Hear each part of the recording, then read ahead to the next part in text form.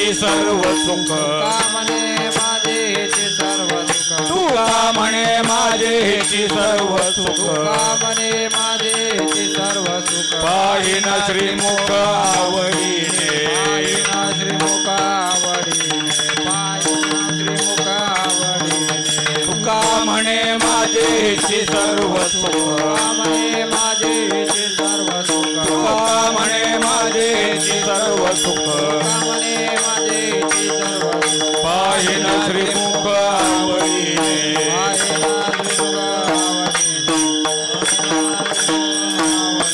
तुळसी हार गळा कासे पितांबर तुळसी हार गळा कासे पितांबर हार गळा कासे पितांबर आवडे निरंतर हेची ध्यान आवडे निरंतर हेची ध्यान सदा माझे डोळे जडो तुझे मूर्ती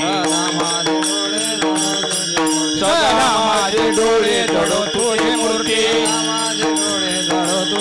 रघुमाईच्या पती सोयरिया पती सोयरिया रघुमाईच्या पती सोयरिया गोड तुझे रूप गोड तुझे नाम तुझे रूप गोड तुझे नाम तुझे रूप गोड तुझे नाम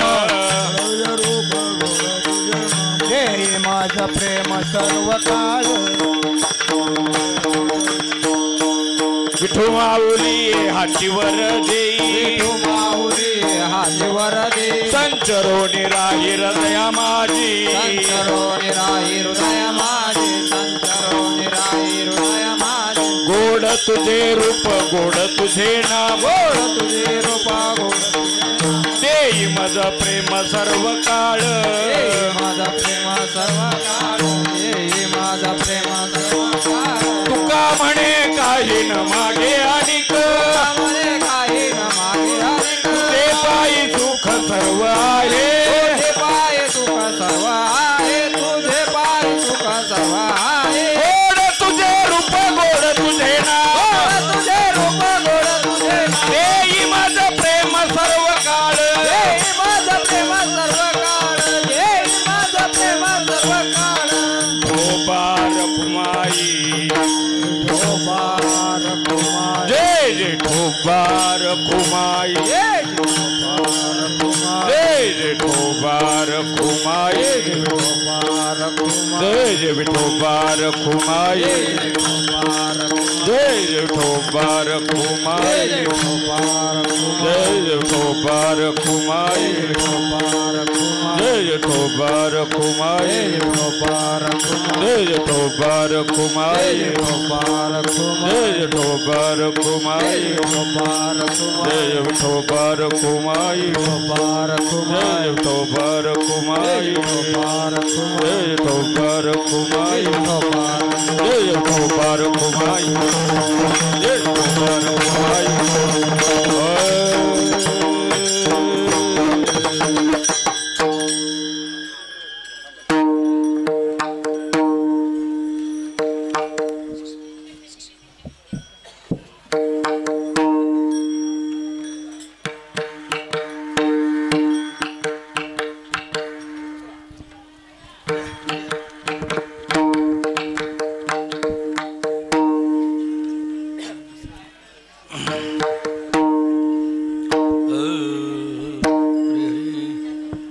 रामकृष्ण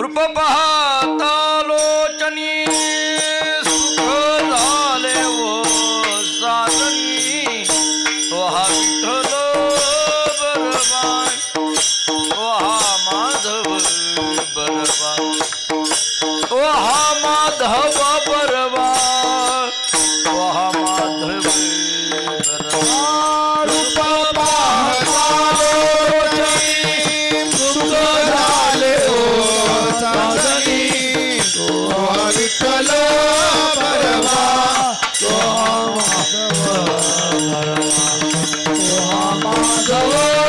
बरवा तो माधव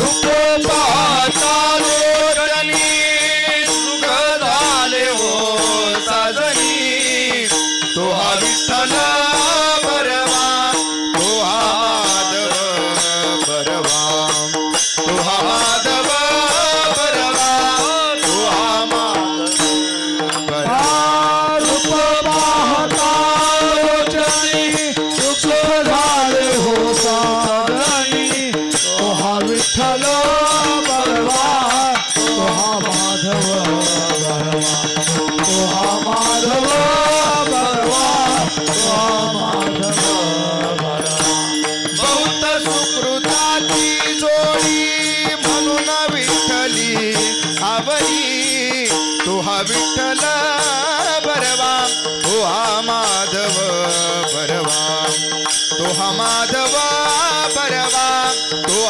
माधव बरवा बहुत सुकृताची जोडी म्हणून विठ्ठली आवरी तो विठ्ठल बरवा तो माधव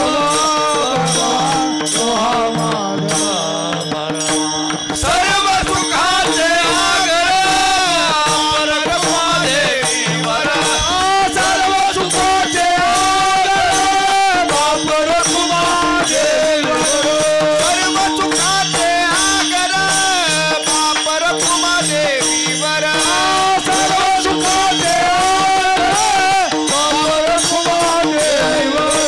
सर्व सुखाचे आगर पापर कुमादेवी वर तो विठ्ठल बरवा तो माधव बरवा तो माधव बरवा तो माधव बरवा सुखाचे आगर पापर कुमादेवी वर तो विठ्ठल बरवा तो माधव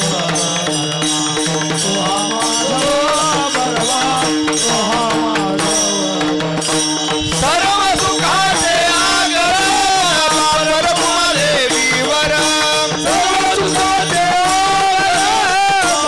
परब्रह्मदेवी वर सर्व सुखाचे आगर परब्रह्मदेवी वर सर्व सुखाचे परब्रह्मदेवी वर सर्व सुखाचे आगर परब्रह्मदेवी वर तो विठ्ठल बरवा तो माधव बरवा तो माधव बरवा तो माधव सर्व सुखाचे आगर बापर कुमादेवी वर तो विठ्ठल बरवा तो माधव तो माधव बरवा तो माधव जय जय राम कृष्ण हरी जय राम हरि जय जय राम कृष्ण हरि जय राम जय जय राम कृष्ण हरि जय जय राम कृष्ण हरि जय जय राम कृष्ण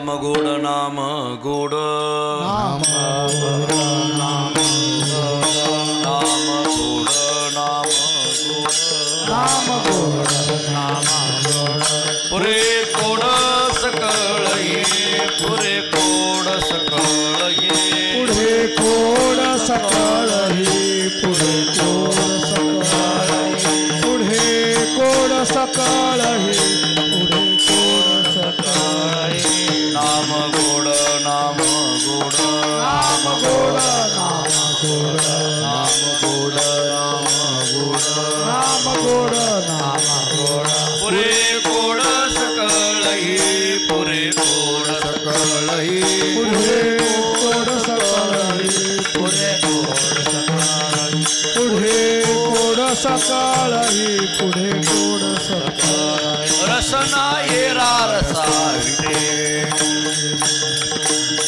रसना येरा रसा विटे घेता घोटे अधिक हे घेता घोटे अधिक हे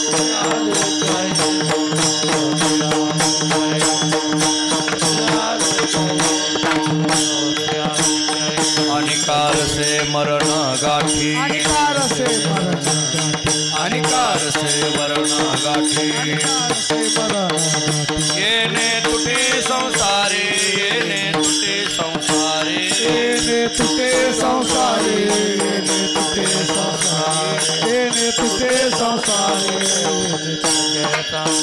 रसना येरा रसा विटे रसना येरा रसा विटे रसना येरा रसा विटे रसना येरा रसा विटे घेता घोटे अधिक हे घेता घोटे अधिक हे घेता घोटे आदि कहे घेता घोटे आदि घेता घोटे आदि कहे घेता घोटे आदि तुका मने आहार झाला मने आहार झाला तुका मने आहार झाला तुका मने आहार झाला हा विठ्ठल आम्हासी हा विठ्ठल आम्हासी हा विठ्ठल आम्हासी हा विठ्ठल हा विठ्ठल आम्हासी हा विठ्ठल तुका मने आहार झाला तुका म्हणे आहार झाला तुका मने आहार झाला तुका म्हणे आहार झाला हा विठ्ठल आम्हासी हा विठ्ठल आम्हासी हा विठ्ठल आम्हासी हा विठ्ठल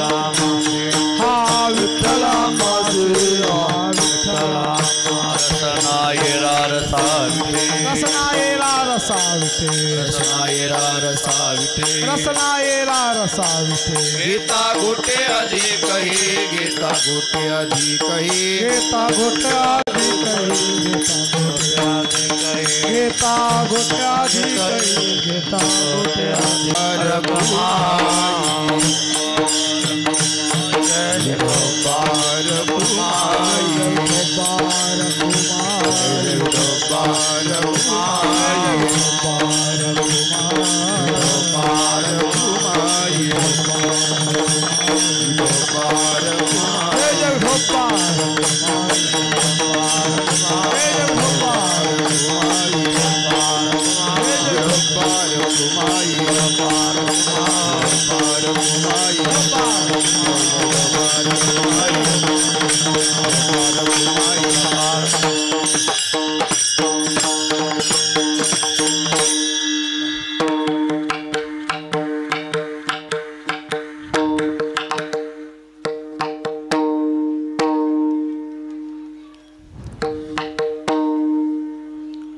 नाम गोड नाम गोड नाम गोड नाम गोड नाम गोड नाम गोड नाम गोड नाम गोड नाम गोड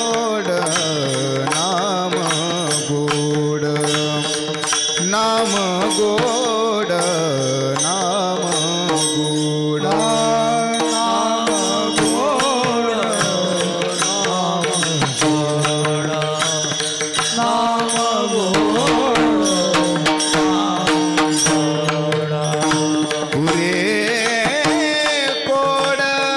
सकळ ही पुरे गोड सकळ ही रसनाये रसावी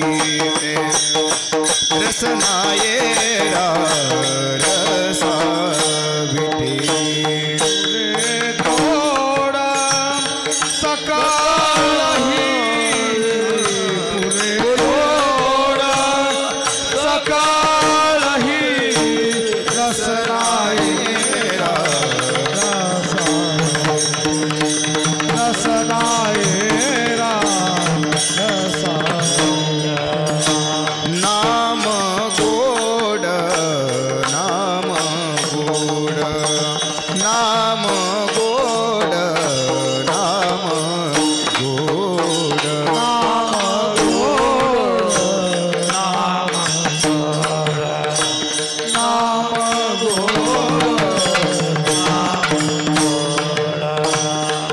पुरे कोड सकळ ही पुरे कोड सकळ ही रसनाये रसावी रसनाये रसावी पुरे कोड सकाळही पुरे कोड सकाळही रसनाये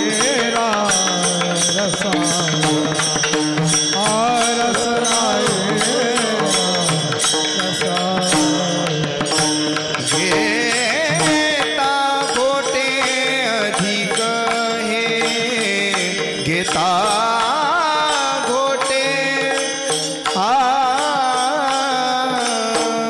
ना घेता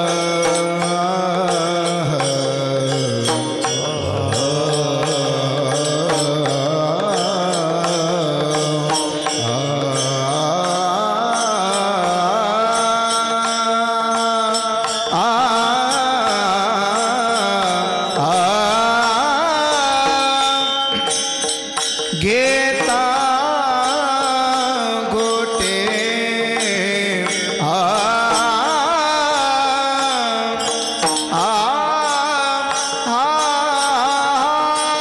घेता गोटे अधिक हे रसनाये रसावी रसनाये रसावी घेता घोटे अधिक हे घेता घोटे अधिक हे रसनाये रसावी रसनाये रसावी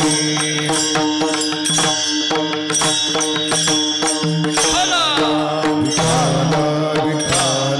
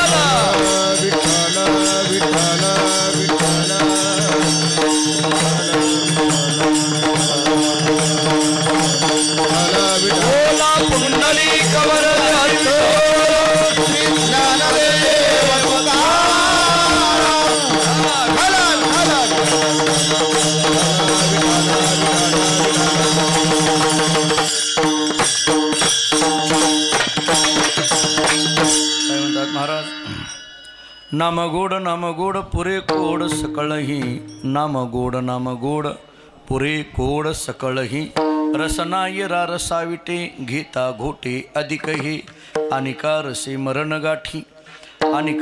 मरण गाठी येणे तुटी संसारे रसनाय रसाविटे घेता घोटे अधिकही तुका मने आहार झाला हा विठ्ठल आम्हासी तुका मने आहार झाला हा विठ्ठल आम्हासी रसनाय रसाविटे घेता घोटे अधिक हे पांडुरंगा करू प्रथम पांडुरंगा करू प्रथम नमन दुसरे चरण संताची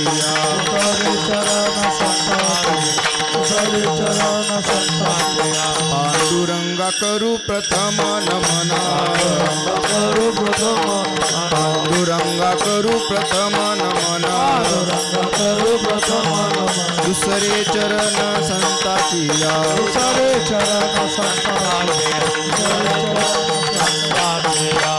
पांडुरंगा करू प्रथम नमन दुसरे चरण संताची त्यांच्या कृपादाने कथेचा विस्तारो बाबाजी सद्गुरुदास तुका मस्तक हे पायावरी या वारकरी संताची जेणे पंढरी सारिखाची फुला धामणगाव केला वैकुंठाधिपती श्री विठ्ठल सखा सोयरा जोडीला जो का भक्त विरक्त भूतळवटी विख्यात हा बोधला त्या श्री संत सद्गुरु मानकोची चरणी साष्टांग मी घातिला विठला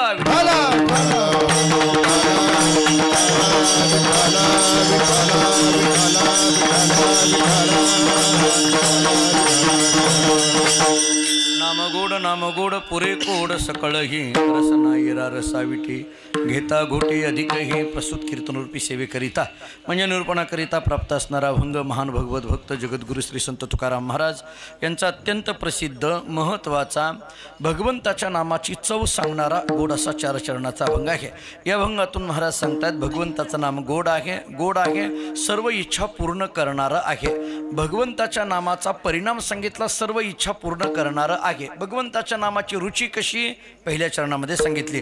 भगवंताच्या नामरसामध्ये आणि प्रापंचिक जीवनातील विषय रसामध्ये काय फरक आहे हे दुसऱ्या चरणात सांगितलं। रसना येरा रसा विटे आणि घेता घोटे अधिक हे ह्या दोनही रसामधला हा फरक आहे। तिसऱ्या चरणामध्ये महाराज भगवंताच्या नामरसाचं फल काय आणि प्रापंचिक जीवनातील विषय रसाचं फल काय या फलाचा फरक सांगतात। अनिका रसे मरण गाठी हे प्रापंचिक जीवनातील विषय रसाचं फल आहे आणि येणे तुटी संसारे हे भगवंताच्या नामरसाचं फल आहे। आणि मग येणे तुटी संसारे असं फल ज्या नामाने मिळतं ते नाम माझ्या जीवनाचा आहारच झाला हा अनुभव सांगतात। तुका मने आहार झाला हा विठ्ठल आम्हासी विठ्ठला विठ्ठला विठ्ठला विठ्ठला विठ्ठला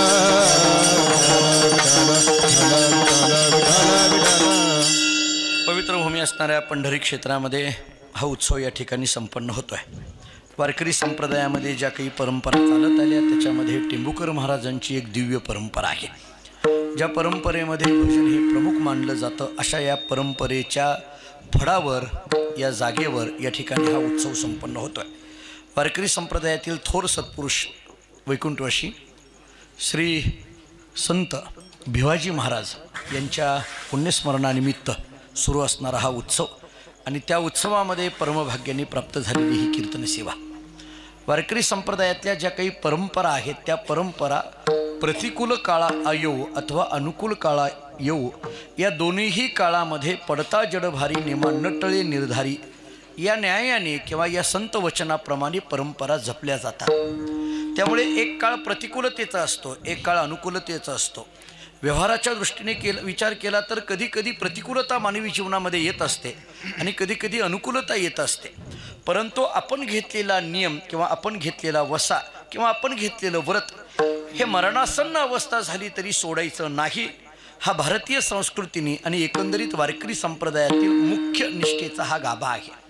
आणि म्हणून तोच एक विचार घेऊन ही परंपरा गेली 150 वर्ष झालं काम करते आहे। 151वी पुण्यतिथी महाराजांची या ठिकाणी साजरी होते।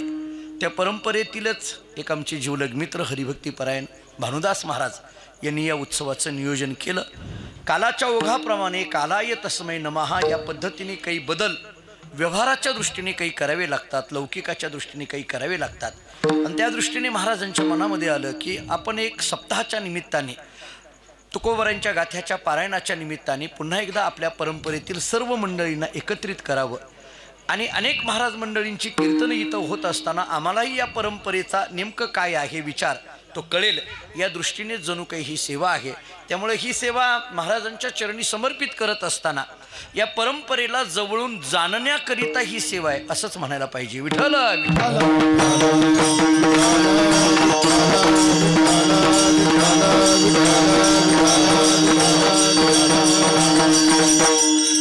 या अभंगाचे शब्द जगद्गुरु तुकोबराय नामगोड या दृष्टीने हे शब्द आपल्या समोर मांडतात. एकंदरीत या अभंगाचा आशय बघत असताना आपल्या एवढं लक्षात येते की हा अभंग नामपर प्रकरणातला आहे. महाराजांचे विविध प्रकरणातले अभंग पाहत असताना तुकाराम महाराजांनी या अभंगातून एक नामाची चव किंवा नामाचा विचार आपल्या समोर व्यक्त केला. नाम हे साधन म्हणायचं का साध्य म्हणायचं याच्यावर तत्वज्ञानांनी पुष्कळ चर्चा केलेली आहे. साधन या शब्दाचा अर्थ असा असतो की ज्याच्या माध्यमातून साध्यापर्यंत पोहोचायचं आहे ते साधन आहे. आणि साध्य या शब्दाचा अर्थ असा आहे की साधनाच्या माध्यमातून जिथं मनुष्य पोहोचतो ते साध्य आहे. आणि साधक या शब्दाचा अर्थ असा आहे की साधनाच्या माध्यमातून साध्यापर्यंत पोहोचण्याकरिता जो निघालेला आहे त्याला साधक म्हणा. अशा सरळ सरळ साधक, साधन आणि साध्य या 3 शब्दांचा विचार तत्वज्ञानाने आपल्याला सांगितला. पण नामाला साधन म्हणायचं का साध्य म्हणायचं याचा जर विचार करायचा झाला तर एका वाक्यात उत्तर मी देईल. भगवत प्राप्तीपर्यंत ते साधन आहे आणि भगवत प्राप्ती नंतर ते साध्य आहे. विठ्ठल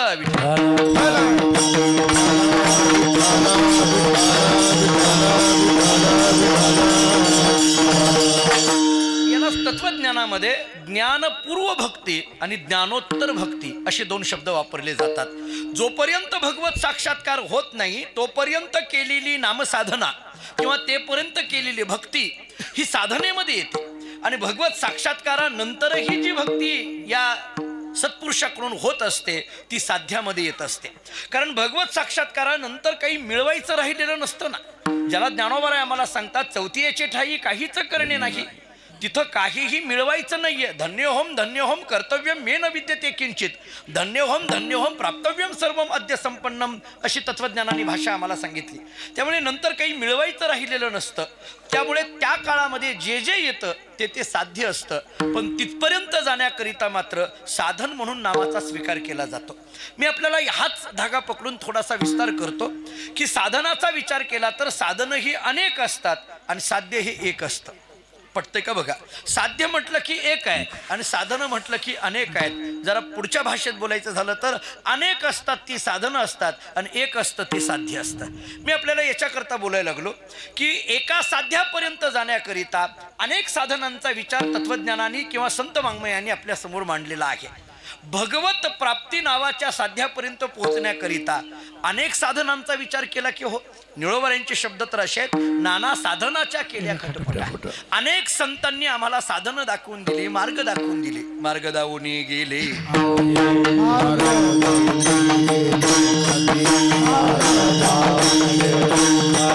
मार्ग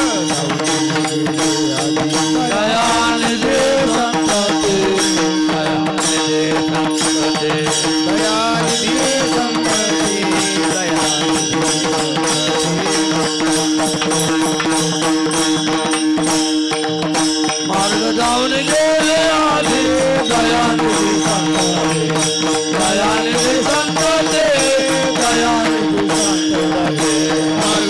गेले आधी दयानिधी संत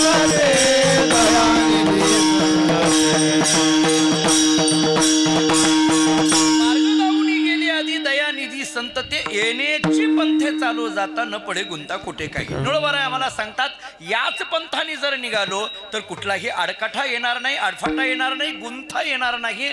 तो मार्ग नेमकं तो पंथ तरी नेमकं कोणता आहे. तत्वज्ञानाने कुपंथ, विपंथ, सूक्ष्म पंथ, क्लिष्ट पंथ आणि सुपंथ अशा 5 पंथांचा विचार केलेला आहे. नरकाला घेऊन जाणारा मार्ग त्याला कुपंथ म्हणा, प्रपंचाच्या अधपतनाला घेऊन जाणारा मार्ग त्याला विपंथ म्हणा, कर्म ज्ञानाधिक मार्ग त्यांना सूक्ष्म पंथ म्हणा. योग जपतपादिक मार्ग त्यांना कृष्णपंथ म्हणा आणि भक्तिपंथाला सुपंथ म्हणा. भक्तिपंथ बहु सोपा ही महाराजांची भाषा आहे. या दृष्टीने जर विचार केला तर हे सगळ्या पंथांचा विचार करायला लागलो, या सगळ्या मार्गांचा विचार करायला लागलो तर महाराजांनी सांगितलं मार्ग दावूनी गेले आधी. याचा अर्थ अनेक मार्गांचा विचार आहे. एक कर्म नावाचा मार्ग आहे, दुसरा ज्ञान नावाचा मार्ग आहे, तिसरा योग नावाचा मार्ग आहे आणि चौथा नाम नावाचा मार्ग आहे. या चारही मार्गांचा विचार जरा करा. कर्म नावाचा मार्ग काय, ज्ञान नावाचा मार्ग काय, योग नावाचा मार्ग काय आणि नाम नावाचा मार्ग काय. ठीक आहे, जायचंय कुठं? भगवंतापर्यंत. याच्याकरता साधन नाम मार्ग किती सांगितले? 4. कर्माची वाट सांगितली, ज्ञानाची वाट सांगितली, योगाची वाट सांगितली, नामस्मरणाची वाट सांगितली. असं आहे. एकच ठिकाण असतं पण तिथं पोहोचायला वाटा मात्र अनेक असतात. सोप्या शब्दात बोलायचं झालं तर गाव एकच असतं हो, पण तिथं जायला रस्ते अनेक असतात ना. आता पंढरपूर नावाचं हे गाव आहे, इथे येण्याकरता रस्ते अनेक आहेत. पूर्वेकडून येणारा रस्ता आहे, पश्चिमेकडून येणारा आहे, दक्षिणेकडून येणारा आहे, उत्तरेकडून येणारा आहे. इथं उपस्थित असलेल्या वेगवेगळ्या गावातली मंडळी असल्यामुळे तुम्ही वेगवेगळ्या रस्त्याने आलात ना. गाव एक आहे. समजा कल्पना करा, तुम्हाला माहीत किती आहेत या पंढरपूरला येण्याकरता किती वाटा आहेत? तुम्हाला साधारण 4 वाटा माहीत आहेत. तुम्ही म्हणाल की बाबा नाही, पुण्याकडून येणारी एक वाट आहे, सोलापूरकडून येणारी एक वाट आहे, इकडून मराठवाड्याकडून बार्शीकडून येणारी एक वाट आहे, इकडून कोल्हापूरकडून येणारी एक वाट आहे. तुम्हाला 4 वाटा माहीत आहेत. मला 10 वाटा माहीत आहेत, कारण मी पंढरपुरात राहतोय. मला जरा तुमच्यापेक्षा 4-5 वाटा जास्तच माहीत आहेत. मला त्याच्यापेक्षा जास्त वाटा माहीत आहेत. ठीक आहे, पण एवढ्याच वाटा आहेत अशातला भाग नाही. तुम्हाला माहीत असेल नसेल, मधल्या लॉकडाऊनच्या काळामध्ये पोलीस प्रशासनाने जाहीर केलं होतं महाराज. त्यावेळेस त्यांनी असं जाहीर केलेलं होतं की पंढरपूरला येणारे रस्ते बंद केलेत. मी तेव्हा पोलीस प्रशासनाला, आम्ही सगळीच महाराज मंडळी त्यांच्याकडे नेहमी जात होतो, तेव्हा मी सहज विचारलं की बाबा किती रस्ते बंद केले? तेव्हा त्यांनी सांगितलं 52 रस्ते बंद केले. त्यांनी सांगितलं. म्हणजे आम्हाला 10च वाटा माहीत होत्या, पोलिसांना 52 माहिती आहे, कारण त्यांनाच त्या वाटा माहीत असतात. पोलीस आहेत ना, त्यांना. तर असं जाऊ द्या, मला विनोदाचा भाग सांगायचा नाही. मुद्दा काय, पंढरपूर नावाचं गाव एक आहे पण तिथं येण्याकरता रस्ते अनेक आहेत ना. तसं परमात्मा नावाची प्राप्ती, परमगंतव्य एकच आहे, पण तिथं जाण्याकरता रस्ते मात्र अनेक आहेत. एक कर्माची वाट, ज्ञानाची वाट, योगाची वाट, नामस्मरणाची वाट. आता तुमच्या माझ्यासारख्या साधकाच्या मनामध्ये प्रश्न निर्माण होतो की याच्यातल्या कोणत्या वाटेने जावं? कर्म नावाच्या वाटेने जावं, ज्ञान नावाच्या वाटेने जावं, योग नावाच्या वाटेने जावं का नामस्मरण नावाच्या वाटेने जावं? हा तुम्हाला मला सगळ्यांना प्रश्न पडला. मी आपल्याला त्याच्याकरता एक काल्पनिक उदाहरण देतो म्हणजे कळेल. कल्पना करा, कीर्तनाला आम्ही निघालो. आता ही सगळीच मंडळी, पूजनीय महाराज विठ्ठल महाराज माझ्या समोर आहेत, भामदास महाराज आहेत, आम्ही सगळीच रोज कुठं ना कुठं तरी कीर्तनाच्या सेवा होतात. मग कीर्तनाला जात असताना आम्ही निघालो, त्या कीर्तनाच्या गावापर्यंत पोहोचलो. बऱ्याचदा कधी कधी गावाच्या जवळ जातो पण रस्ता सापडत नाही. लोक तिकडून फोन करत असतात, महाराज आले का, आले का, आले का, पुष्कळ फोन करत असतात. मी तर अनेक वेळेला सांगत असतो, महाराज येईपर्यंत माणसं भरपूर फोन करतात. महाराज येईपर्यंत माणसं भरपूर फोन करतात. एकदा महाराज कीर्तन करून गेले का गेले हे बघायलाही कोणी फोन करत नाही. नंतर कोणी फोन करत नाही, नंतर विचारतही नाही महाराज तुम्ही आला होतात, बरं झालं, अमुक तमुक काही नाही. मी तर त्याच्या पुढे बोलतो, त्यांच्या लक्षातही असतं का नसतं कोणाच ठोका आम्ही येऊन गेलो हे नसतं महाराज. बऱ्याचदा बघा तुम्ही, देहू आळंदीला गर्दी असते आणि अनेक गावची लोक भेटतात. महाराज मी अनुभव सांगतो, अनेक गावची लोक भेटतात आणि भेटल्यानंतर मग ते सांगतात आम्ही अमुक अमुक गावचे. मग आम्हीच त्याला म्हणत असतो, अरे आम्ही तुमच्या गावात आलो होतो की. ते म्हणतात तुम्ही होता का ते? हे बघा, त्यांना माहित नाही. याचं एकच कारण, पूर्वीच्या काळामध्ये महाराज पूर्वीच्या काळातल्या कीर्तनकारांची नावं आजही जागी आहेत, आजही ती जागी आहेत नावं. पण आत्ताच्या काळातल्या कीर्तनकारांची नावं सगळ्याला माहीत असतीलच असं सांगता येत नाही. याचं एकच कारण आहे, पूर्वीच्या काळामध्ये कीर्तनांच्या संख्या कमी होत्या पण गुणात्मकता होती. आता संख्यात्मक वाढ झाली पण गुणात्मकता संपली. विठ्ठल विठ्ठल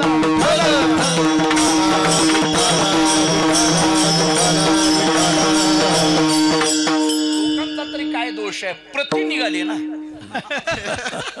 प्रति अमुक अमुक, प्रति तमुक तमुक. त्यांनी तर मग आता त्यांनी ओरिजिनलला लक्षात ठेवावं का प्रतीला लक्षात ठेवावं? त्यांचा तरी काय दोष आहे. असो, मुद्दा माझा एवढाच आहे.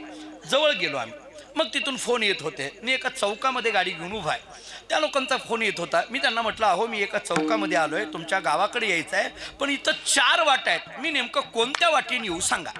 जसं भगवंतापर्यंत जाण्याकरिता संतांनी वाटा किती सांगितल्या? 4. कर्म, ज्ञान, योग आणि नामस्मरण. तसं एक उदाहरणात घ्या की मी चौकात उभा आहे, त्या गावाला मला जायचं आहे, अमुक अमुक एक गाव आहे आणि तिथं 4 वाटा आहेत आणि मी त्यांना विचारलं, अहो 4 वाटा इथं दिसायला लागलेत, कोणत्या वाटेने येऊ? आता पलीकडल्या माणसांनी जरा व्यवस्थित उत्तर द्यावं का नाही? तो पलीकडला मनुष्य म्हटला, महाराज या कोणत्याही वाटेने येते आमच्या गावात. हे काही उत्तर आहे का? मी त्यांना म्हटलं, अहो या 4ही वाटा जरी तुमच्या गावाला घेऊन जात असल्या, ऐका आता माझं बोलणं, या 4ही वाटा जरी तुमच्या गावाला घेऊन जाणार असल्या तरी परंतु याच्यातली जवळची वाट कोणती सांगा, कारण वेळ झालेला आहे, कीर्तनाला पोहोचायचं आहे. जवळची वाट सांगा, याच्यातली जवळची कोणती सांगा. हा जसा मी प्रश्न तिथं उच्चार केला, तोच प्रश्न साधक अवस्थेमध्ये एकदा विचारा. कर्म नावाची, ज्ञान नावाची, योग नावाची आणि नामस्मरण नावाची वाट, 4ही वाटा जरी भगवंतापर्यंत घेऊन जाणाऱ्या असल्या तरी याच्यातली जवळची वाट कोणती आहे सांगा. कर्माची वाट जवळची आहे, ज्ञानाची वाट जवळची आहे, योगाची वाट जवळची आहे का नामस्मरणाची वाट जवळची आहे? याच्याकरता जवळ शब्द कोणत्या वाटेने आलेला आहे याचा विचार करू. मी आपल्या ऐकण्याचा रोजच्या पाठातला एक अभंग सांगतो. स्वल्प वाटे चला जाऊ, वाचे गाऊ विठ्ठल, तुम्ही आम्ही खेळी मिळी, गदारोळी आनंदे, ध्वजा कुंचे गरुड टके, शृंगार निके करुणिया. मला शेवटचं चरण महत्वाचं आहे. तुका मने हेची नीट, जवळी वाट वैकुंठा. हा जवळी शब्द याच वाटेला आलाय. कोणत्या? वाचे गाऊ विठ्ठल, याच वाटेला जवळ हा शब्द आला. थोडक्यात वाचे गाऊ विठ्ठल म्हणजे नामस्मरण नावाची वाटच जवळची आहे. विठ्ठल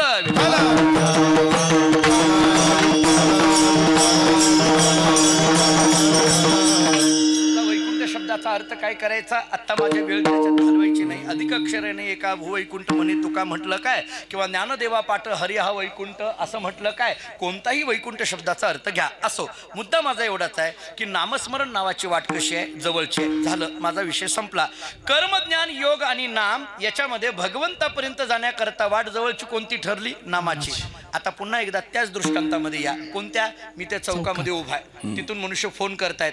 मी त्यांना विचारलं, अहो जवळची वाट कोणती? त्या माणसाने सांगितलं उजव्या रस्त्याने या. तो जो उजवा रस्ता आहे का नाही तो जवळचा आहे. आता संपलं का नाही? मी लगेच जायला पाहिजे ना. मी तेवढ्यावर थांबत नाही. मी त्याला दुसरा प्रश्न केला. मी म्हटलं, अहो जी उजवी बाजू आहे किंवा उजवा रस्ता आहे, उजव्या हाताचा जो रस्ता आहे ती वाट जवळची म्हणता, पण ती वाट चांगली आहे का?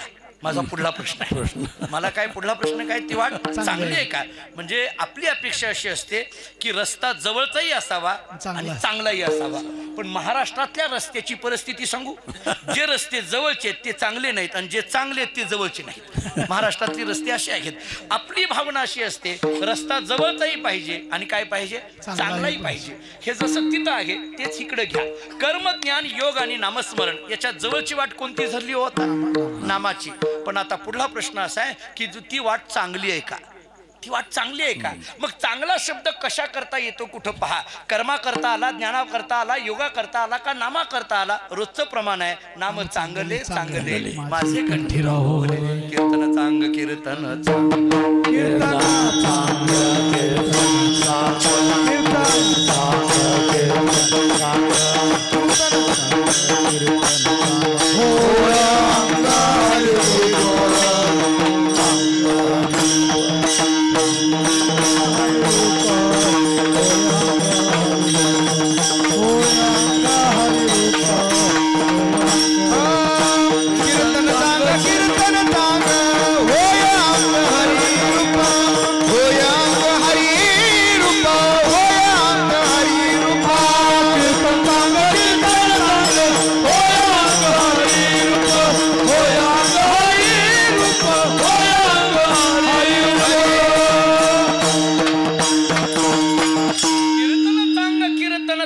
इथला कीर्तन शब्दाचा अर्थ नामसंकीर्तनच ना.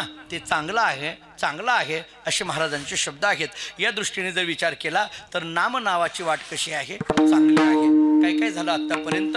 नाम नावाची वाट जवळची आहे, नाम नावाची वाट चांगली आहे. बरोबर आहे. सिद्धांतातही कळालं आणि दृष्टांतातही कळालं. त्या माणसाने सांगितलं उजव्या बाजूचा रस्ता जवळचा आहे, उजव्याच बाजूचा रस्ता चांगला आहे. एवढ्यावर विषय संपला. मी लगेच निघायला पाहिजे पण मी निघत नाही. मी त्याला पुन्हा एक तिसरा प्रश्न विचारला. तोच एक चांगला आहे का आणखीन कुठला चांगला आहे? माणसाचे कसे असतात बघा, मानसशास्त्र कसं आहे पहा. मी त्याला विचारलं तोच एक चांगला आहे का याच्यापेक्षा आणखीन कुठला चांगला आहे? हा चांगला आहे म्हणून असं म्हणू नको बाबा, याच्यापेक्षा आणखीन कुठला चांगला आहे का? त्या पलीकडल्या माणसांनी सांगितलं महाराज नाही नाही नाही नाही, हाच चांगला आहे. उलट बोलता बोलता तो म्हणायला लागला बाकीच्या 3 रस्त्यापेक्षा एवढाच चांगला आहे. बरोबर आहे. मग माझा जरा ठाम निश्चय होतो, बाकीच्या 3 रस्त्यापेक्षा एवढाच चांगला आहे. आता हा जो शब्द आहे का नाही तो सिद्धांतात बसतोय का बघा. कर्म ज्ञान योग आणि नामस्मरण या वाटेमध्ये, 4ही वाटेमध्ये जवळची वाट कोणती ठरली? नामाची. चांगली वाट कोणती ठरली? नामाची. आता आपणच एक प्रश्न उपस्थित करू की कर्म ज्ञान योग आणि नामस्मरणामध्ये चांगली नामस्मरणा नावाची वाट ही चांगली आहे, एवढीच चांगली आहे का आणखीन कोणती चांगली आहे? नाम नावाचीच वाट चांगली आहे का आणखीन कोणती चांगली आहे? याच्याकरिता नारद भक्ती सूत्रातलं एक सूत्र सांगतो. देवर्षी नारद मुनींनी भक्तिसूत्रामध्ये भक्तीची व्याख्या करत असताना ज्या काही वेगवेगळ्या व्याख्या केल्या त्याच्यामध्ये अव्यावृत भजनात ही एक भक्तीची व्याख्या केली. म्हणजे अखंड नामस्मरण यालाच भक्ती म्हणा असं देवर्षी नारद मुनींनी भक्तीचं चिंतन केलं. आता ही जी नाम नावाची वाट आहे किंवा भक्ती नावाची वाट आहे याच्याबद्दल बोलताना नारदांचे शब्द असे आहेत, सातू कर्म ज्ञान योगेभ्या अपि अधिकतरा. याच्याबद्दल बोलताना नारदजी असं सांगतात, सा तू कर्म ज्ञान योगेभ्या अपि अधिकतरा. ही नाम नावाची वाट कशी आहे? अधिकतरा. अधिकतरा या शब्दाचे अर्थ श्रेष्ठ, अधिकतरा या शब्दाचा अर्थ चांगली, अधिकतरा या शब्दाचा अर्थ उत्तम. मग विचारलं अहो अधिकतरा तुम्ही म्हणता पण कोणापेक्षा? अपि. अपि या शब्दाचा अर्थ याच्यापेक्षा, पण कोणापेक्षा? कर्मज्ञान योगेभ्या अपि. कर्मज्ञान आणि योगापेक्षा सुद्धा ही वाट चांगली आहे म्हटले. आता ऐका, नाम नावाची वाट जवळची आहे, नाम नावाची वाट चांगली आहे, याच्यापेक्षा सुद्धा कर्मज्ञान योगापेक्षा चांगली आहे. याला जरा जास्त महत्व आहे. नाम चांगला आहे म्हणणं वेगळं आणि कर्मज्ञान योगापेक्षा चांगलं आहे म्हणणं वेगळं. याच्यातलं वाक्य कोणतं जरा जास्त दृढ होतं? कर्मज्ञान योगापेक्षा. नाही कळालं सोपं उत्तर देतो.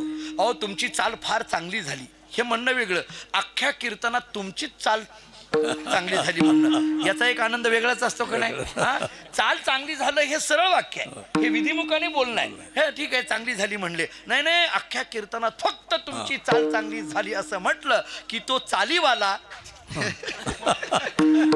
त्याची चाल दाखवतो असं नाही म्हणत मी, त्याला आनंद वाटतो, त्याला आनंद वाटतो. एवढंच मला म्हणायचं आहे. का मुद्दा मी मांडायला लागलो हा? तसं अहो साधी गोष्ट आहे, जाऊ द्या, मी चालीवाल्याकडे कशाला बोलतो. कीर्तनकाराची सुद्धा गंमत अशीच आहे. कीर्तन ते काय झालं, आम्ही एका ठिकाणी कीर्तन करून आलो. कीर्तन करून आल्यानंतर सप्ताह झाला आणि झाल्यानंतर त्या गावातल्या एका माणसाचा मला फोन आला आणि तो म्हटला महाराज तुम्ही आमच्या गावात आला होता कीर्तनाला. म्हटलं हो हो. अहो महाराज तुम्ही फार कीर्तन चांगलं केलं. म्हटलं धन्यवाद. तो म्हटला नाही नाही महाराज अख्ख्या सप्त्यामध्ये नंबर 1.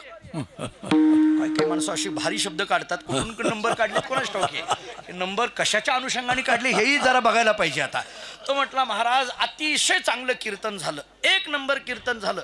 अख्ख्या सप्त्यामध्ये असं कीर्तन झालं नाही. सप्त्यातलं काय घेऊन बसला, आमच्या गावामध्ये गेली 50 वर्ष झालं सप्ताह होतोय, गेल्या 50 वर्षात असं कीर्तन ऐकलं नाही. म्हटलं मला एवढा आनंद झाला, 50 वर्ष झालं कीर्तन असं माझ्यासारखं ऐकलं नाही, माझं कीर्तन चांगलं झालं असं म्हटल्याबरोबर मला आनंद झाला. त्याचा त्याने फोन ठेवला. मी स्वतःहून त्या गावातला सप्ताह कमिटीचा जो अध्यक्ष आहे त्या अध्यक्षाला फोन केला. सप्ताहाची कमिटी असते त्याचा अध्यक्ष असतो, मी स्वतःहून फोन केला. अहो सप्ताहातलं कीर्तन करून कीर्तनकार गेल्यानंतर जर कीर्तनकाराचा माघारी फोन आला की त्या अध्यक्षाला भीती वाटते. त्याची कारणं सगळ्याला माहिती. त्यांनी जरा घाबरले ते अध्यक्ष. ते म्हटले मला उचललं आणि मला म्हटले का हो महाराज काय झालं, का फोन केला. म्हटलं काही नाही. झाला का सप्ताह? हो झाला. कशी झाली कीर्तनं सगळी? तो म्हटला छान झाली. मी म्हटलं नाही माझं कीर्तन कसं झालं, उगीच मी स्वतःहूनच विचारलं. तो म्हटला नाही महाराज तुमचंही छानच झालं, बरं वाटलं, तुम्ही आला, तुमचे पाय लागले, अमुक तमुक झालं. म्हटलं नाही तुमच्या गावातले अमुक एका माणसाचा मला फोन आलता. तो अध्यक्ष म्हटला बरं मग काय म्हणत होता. म्हटलं नाही तो माणूस असं म्हणत होता अख्ख्या सप्ताहामध्ये माझंच कीर्तन सगळ्यात चांगलं झालं, गेल्या 50 वर्षात असं चांगलं झालं नाही असं म्हणत होता, सगळ्या कीर्तनकारात माझं चांगलं कीर्तन झालं असं म्हणत होता, म्हणून मी तुम्हाला विचारलं. तो असं म्हणत होता.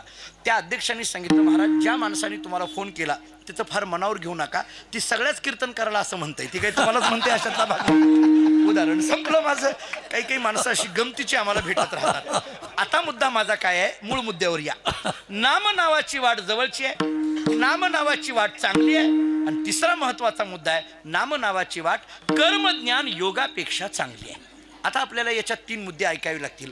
कर्मज्ञान योगापेक्षा नाम नावाची वाट चांगली आहे असं जर देवर्षी नारद मुनी भक्ती सूत्रामध्ये सांगत असतील तर 3 मुद्दे पडले. कर्मापेक्षा नाम चांगलं, ज्ञानापेक्षा नाम चांगलं आणि योगापेक्षा सुद्धा नाम चांगलं. आता कर्मापेक्षा नाम नावाची भक्ती चांगली म्हणत असाल तर कर्मातली काहीतरी उणीव दाखवावी लागेल, मग नाम कसं चांगलं हे दाखवावं लागेल.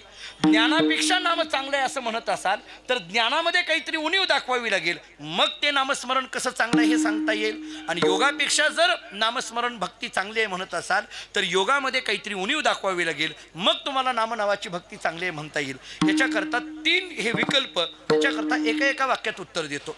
कर्मापेक्षा नामस्मरण नावाची भक्ती चांगली आहे असं जर शास्त्र म्हणत असेल तर कर्म म्हणजे नेमकं काय याचा विचार करा. आता कर्मशास्त्राचा विस्तार करणे इतकी वेळ जरी आपल्याकडे नसली तर कर्मशास्त्राचा विचार करताना ज्ञानेश्वरीतला 3रा अध्याय वाचा, म्हणजे आपल्या लक्षात येईल की कर्माच्या काही भूमिका सांगितलेल्या आहेत. कर्माबाबतीत बोलत असताना कर्मशास्त्राचे 2 नियम आहेत.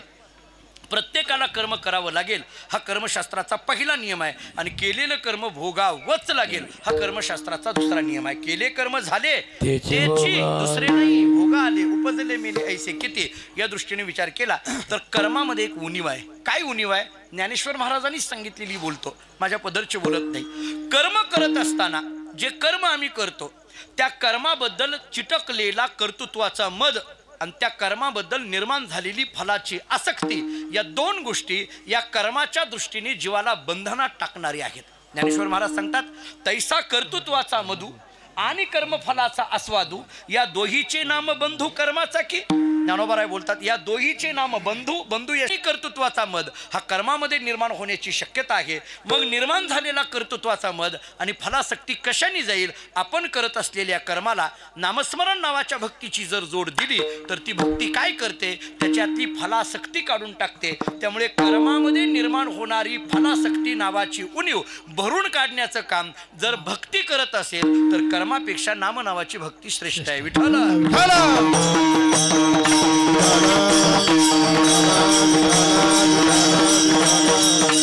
एक विकल्पाने विचार.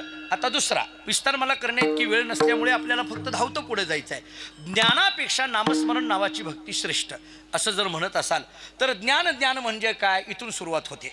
ज्ञान या शब्दाची व्याख्या काय, वृत्ती ज्ञान म्हणजे काय, स्वरूप ज्ञान म्हणजे काय, वेदांत शास्त्रांनी पुष्कळ याच्यावर चर्चा केली. सप्रकारक ज्ञान कशाला म्हणायचं, सविषयक ज्ञान कशाला म्हणायचं, सआश्रय ज्ञान कशाला म्हणायचं, सवृत्तिक ज्ञान कशाला म्हणायचं, स्वरूपभूत ज्ञान कशाला म्हणायचं, याचा विस्तार तत्वज्ञानाने पुष्कळ पद्धतीने केला. मला फक्त त्याच्यातला विस्तार करत असताना एक वाक्य बोलायचं आहे. ज्ञानामध्ये उणीव नाहीच ना हो, ज्ञान हे सर्वश्रेष्ठ आहे ना.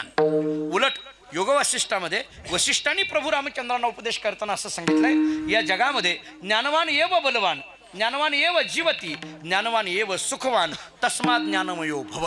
ही वसिष्ठांची भाषा आहे. वसिष्ठ ऋषी रामाला उपदेश करताना असं सांगतात, हे रामा, या जगामध्ये ज्ञानवान हाच एक बलवान आहे.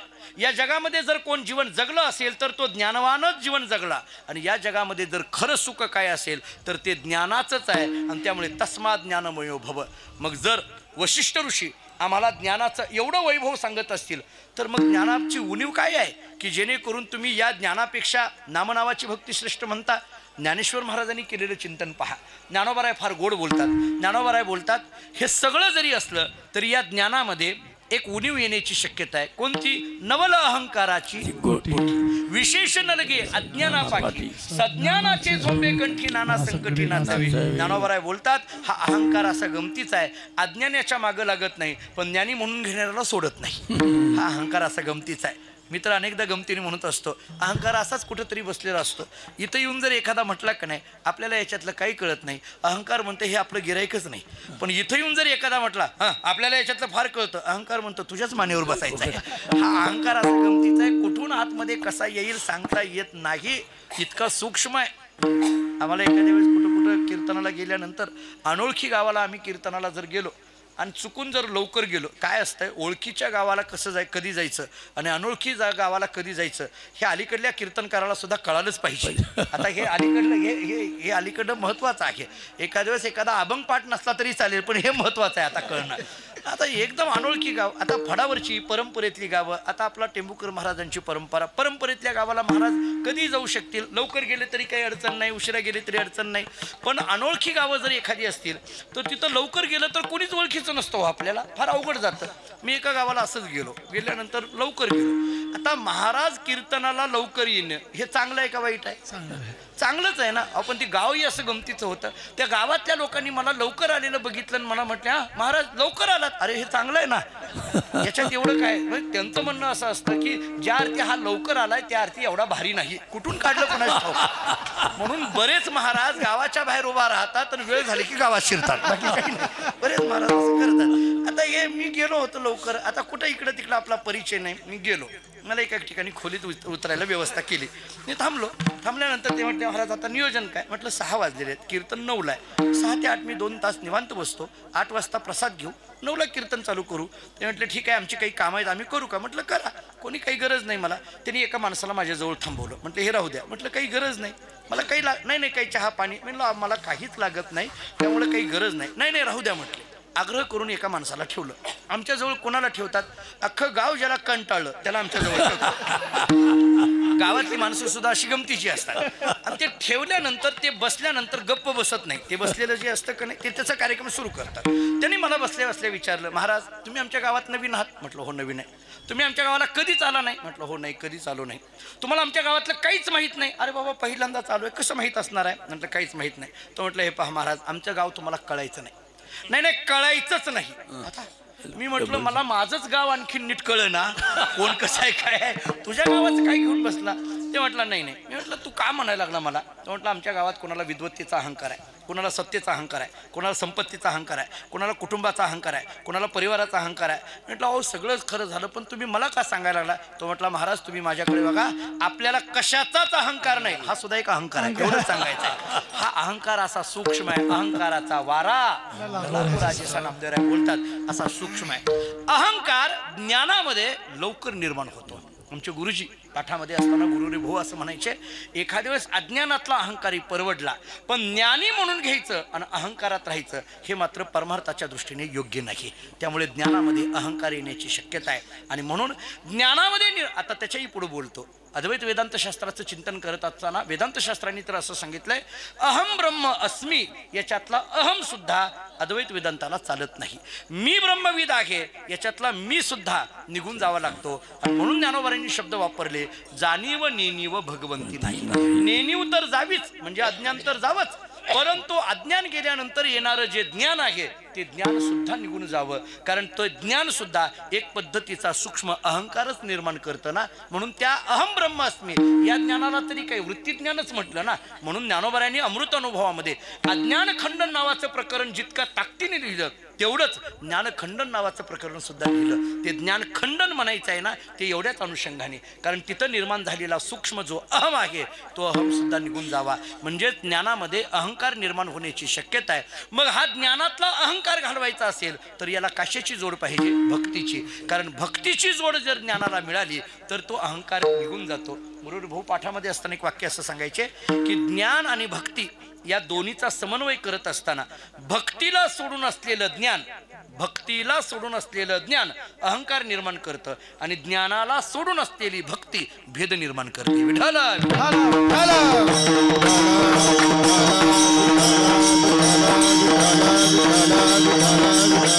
असो. त्यामुळे ज्ञानामध्ये असलेली उणीव भरून काढण्याचं काम नामस्मरण नावाची भक्ती करते. म्हणून ज्ञानापेक्षा नाम श्रेष्ठ. काय झालं, कर्मापेक्षा झालं, ज्ञानापेक्षा झालं. आता एक तिसरा मुद्दा राहिला, योगापेक्षा ही भक्ती श्रेष्ठ. योगाचा विचार करताना पतंजली मुनींनी योगशास्त्रामध्ये पहिलं सूत्र असं सांगितलंय, योग चित्तवृत्ती निरोध. हा चित्तवृत्तीचा निरोध करणं याला योग म्हटलं जातं. असं जरी असलं तरी या योगामध्ये चित्तवृत्तीचा निरोध याचा जरी परिणाम असा असला तरी एक छोटीशी उणीव आहे. काय उणीव आहे, योगाची या वाटा जे निघाले गा सुटया दुःखाचीच. ज्ञानोबा बोलतात, म्हणून तर योग याग विधी येणे हे सिद्धी वायाची उपाधी दंभधर्म या योगामध्ये दुःख निर्माण होण्याची शक्यता आहे. साधी गोष्ट आहे, तहान लिया तहानची पियावे म्हणतात ना ज्ञानोबा आहे. योग करत असताना तहान लागल्यानंतर पाणी पिलो असं समजायचं. आता आम्हाला 2 तासामध्ये पाण्याच्या बाटल्या लागायला लागल्या. काय करावं, गुळ लागायला लागला, खडीसाखर लागायला लागली. याचा जर विचार केला तर योगाचा आणि आपला कधी मेळ लागायचा. त्या दृष्टीने जर विचार केला तर योगामध्ये इतकी काठिण्यता सांगितलेली आहे. योगामध्ये शरीराला क्लेशदायक अशा पद्धतीचा योग असतो आणि त्यामुळे योगामध्ये निर्माण होणारं जे दुःख आहे ते दुःख घालवण्याचं सामर्थ्य या भक्तीमध्ये आहे, या नामस्मरणामध्ये आहे. जुने कीर्तनकार एक उदाहरण द्यायचे. आपल्या फड परंपरेमध्ये जे काही आपल्याकडे पंढरपुरामध्ये ज्या परंपरा चालत आल्या त्या परंपरांमध्ये काही जुन्या मंडळींची, ज्येष्ठ श्रेष्ठ मंडळींची जी काही थोडीफार आम्ही कीर्तन ऐकली, वाळवंटामधली असतील किंवा इथल्या फड परंपरावर असतील, माझ्या कानावर एक दृष्टांत पडलेला तेवढा सांगतो. मी तर अशा श्रद्धेचा माणूस आहे की एखाद्या महात्म्याच्या मुखातून जर एखादी कथा किंवा एखादं उदाहरण ऐकलेलं असेल तर ही कथा कोणत्या ग्रंथात आली हे विचारायचं नाही. त्या महात्म्याच्या मुखातून आली ना, हाच त्याला आधार, दुसरा आधार सांगायचा नाही. आणि आपण परंपरा सांभाळणारी मंडळी ही परंपरेला महत्त्व देते. काही काही कथा या परंपरेने चालत आलेली आहे, काही काही उदाहरणं ही चालत, जसं भजनामध्ये काही काही चाली या ठरलेल्या आहेत, त्या त्या अभंगाला त्याच चाली लावाव्या लागतात. दुसऱ्या चाली म्हणून जमत नाही. काकड्याच्या चाली ठरलेल्या आहेत, भोपाळीच्या चाली ठरलेल्या आहेत, नाटाच्या अभंगाच्या चाली म्हणत असताना ठरलेलं आहे. त्यामुळे दिडक्या अभंगाला चाली कशी असाव्या, एकठुकी अभंगाला चाली कशा असाव्या. मला भजन फार येत नाही पण भजन ऐकायचा छंद आहे महाराज. आता ही भजनाची मोठी तपस्वी मंडळी पुढे बसलेली आहे पण मला भजन ऐकायचा छंद आहे. भजनामध्ये या सगळ्या मंडळींचं जी आमची तरुण महाराज मंडळी आहेत यांचं जे मी भजन ऐकत आलो तर यांच्यामध्ये बघा तुम्ही कधीही शब्दांची चिरफाड होणार नाही. त्या टेंभुकर महाराजांचं घराणं तर भजनाचं घराणं, कधीही शब्दांची चिरफाड होणार नाही. कधीही इकडं विनाकारण ओढाताण शब्दांची होणार नाही. अक्षरं जशी आहेत तशीच म्हटली जातील. वेलांटी आकार उकाराचा सुद्धा विचार केला जाईल. म्हणजे पहिली वेलांटी तर पहिलीच आणि दुसरी वेलांटी तर दुसरी, इतक्या सूक्ष्मता सगळ्या भजनामध्ये सांभाळणारी फड परंपरा किंवा भजन परंपरा किंवा या सगळ्या परंपरा आपल्याला दिसून येतील. त्या त्या ठिकाणी त्याच, म्हणजे त्याच्यामध्ये इकडं मला देव वसे चित्ती त्याची घडावी असंच म्हटलं पाहिजे. घडा विसंगती असं नाही म्हटलं पाहिजे. हा वि तिकडं जोडला तर नाही चालत ना, इकडलं तिकडं अशी ओढाओढी करून जमत नाही. म्हणजे माझ्या कानावर तर या जुन्या मंडळींचे शब्द असे आहेत की महाराजांची जशी अक्षर आहेत तशीच म्हणायची, त्याच्यातलं एकही अक्षर गाळायचं नाही. आणि पुढलं सांगू, मनाचं घालायचं नाही. माणसं त्याच्यात काहीतरी घालत राहतात, आ आणि ऊ नाही ना चालत. त्याच्यात काही कुठलेही आलाप घेणं वेगळं आणि नको त्या अक्षरांची योजना करणं वेगळं. दुसरे शब्द मला आमचे गुरुजी असं सांगायचे की तुकोबारा ज्ञानोबारांचे शब्द इतके सामर्थ्यवान आहेत की त्यांना अन्य काव्याचा आधार घ्यायची गरजच नाही. विठ्ठल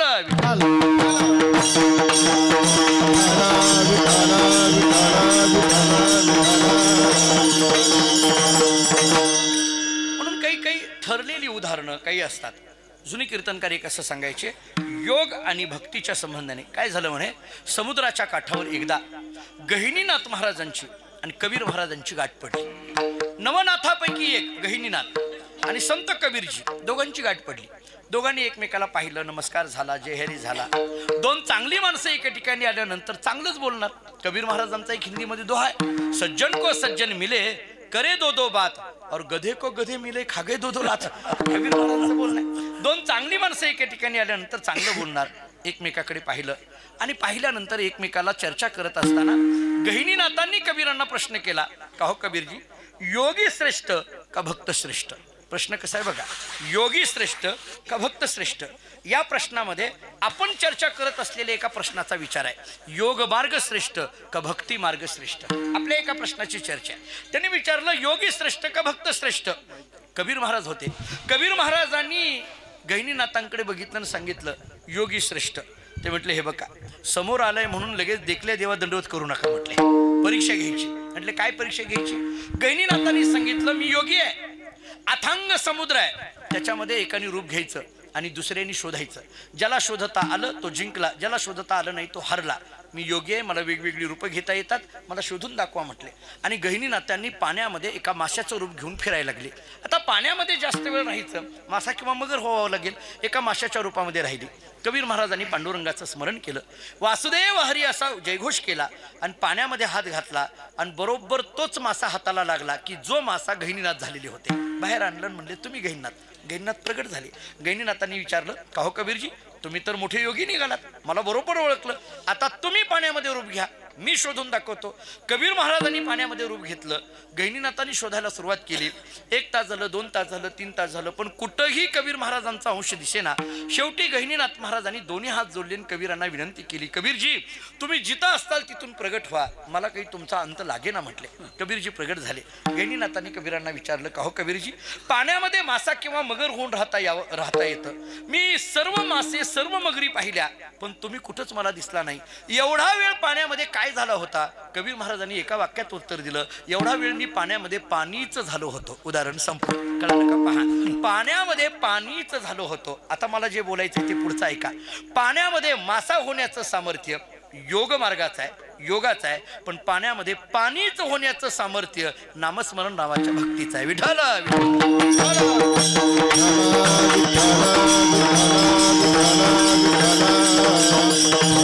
त्यामुळे कर्मज्ञान योगापेक्षा सुद्धा अशी श्रेष्ठ म्हणून या नामभक्तीकडे पाहिलं जातं. महाराज सांगतात की हे जे नामस्मरण नावाची भक्ती आहे, ही नाम नावाची जी वाट आहे, ही नाम नावाची वाट जवळची आहे, ही नाम नावाची वाट चांगली आहे, ही नाम नावाची वाट अन्य मार्गापेक्षा सुद्धा चांगली आहे. जरा 2 वाक्य आणखीन पुढची सांगतो. नामस्मरण का श्रेष्ठ याची 2 वाक्य आपल्याला तत्वज्ञानाने अशी सांगितली. सर्वाधिकार सेव्यत्व या नामभक्तीकडे आहे आणि मोक्ष प्रापकत्व या नामभक्तीकडे आहे. असाही विचार करता येण्यासारखा आहे. सर्वाधिकार सेव्यत्व नामाकडे आहे. अन्य मार्गाच्या बाबतीत सर्वाधिकार सेव्यत्व नाही, पण नामाच्या बाबतीत मात्र सर्वाधिकार सेव्यत्व आहे. सकळ असे येथे आहे अधिकार, कलियुगी उद्धार हरीच्या नामे. या प्रमाणाने जर विचार केला तर सकळ असे या शब्दामध्ये सर्वाधिकार सेव्यता येते. आणि म्हणून असं सर्वाधिकार सेव्य असलेलं नाम, तो नाम हाच जीवनाचा अविभाज्य घटक झालेले जगद्गुरु तुकोबाराय. तुकोबारायांच्या मुखातून अखंड नाम नाम नाम हरी रामकृष्ण हरी हे नाम येत आहे. आणि एका साधकाने, एका सामान्य माणसाने तुकोबारांकडे पाहिलं आणि तुकोबारांना विचारलं, महाराज तुम्ही बघाल तेव्हा नामस्मरणामध्ये आहात. ध्यानी मनी जागृती स्वप्नी पांडुरंग, पांडुरंग ध्यानी, पांडुरंग मनी, जागृती स्वप्नी पांडुरंग, बघाल तेव्हा नामामध्ये आहात. माझा एक प्रश्न असा आहे म्हटले की तुम्ही नेहमी नामस्मरण घेता, आम्हालाही सांगता सेवितो हा रस वाटितो आणि का, या दृष्टीने आम्हालाही सांगता तुम्ही नाम घ्या. तुम्ही नाम घेता, आम्हालाही नाम घ्या असं म्हणून आग्रह करता. पण एखादी गोष्ट मुखामध्ये घ्यायची असेल तर व्यवहाराच्या दृष्टीने पहिला प्रश्न विचारला जातो की हे चवीला कसं आहे. बरोबर आहे का नाही? पहिला प्रश्न विचारला जातो, चवीला कसं आहे. तुम्ही म्हणता नाम मुखामध्ये घ्या, पण जी वस्तू मुखामध्ये घ्यायची आहे ती चव कळाली पाहिजे ना. या नामाची चव नेमकं कशी आहे सांगा. आंबट आहे, तिखट आहे, खारट आहे का गोड आहे? महाराज अभंगाच्या नाम गोड, नाम गोड, नाम गोड, नाम गोड, नाम गोड,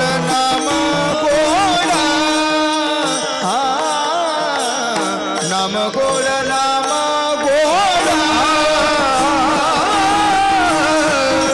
नाम गोड, नाम गोड, नाम गोड, नाम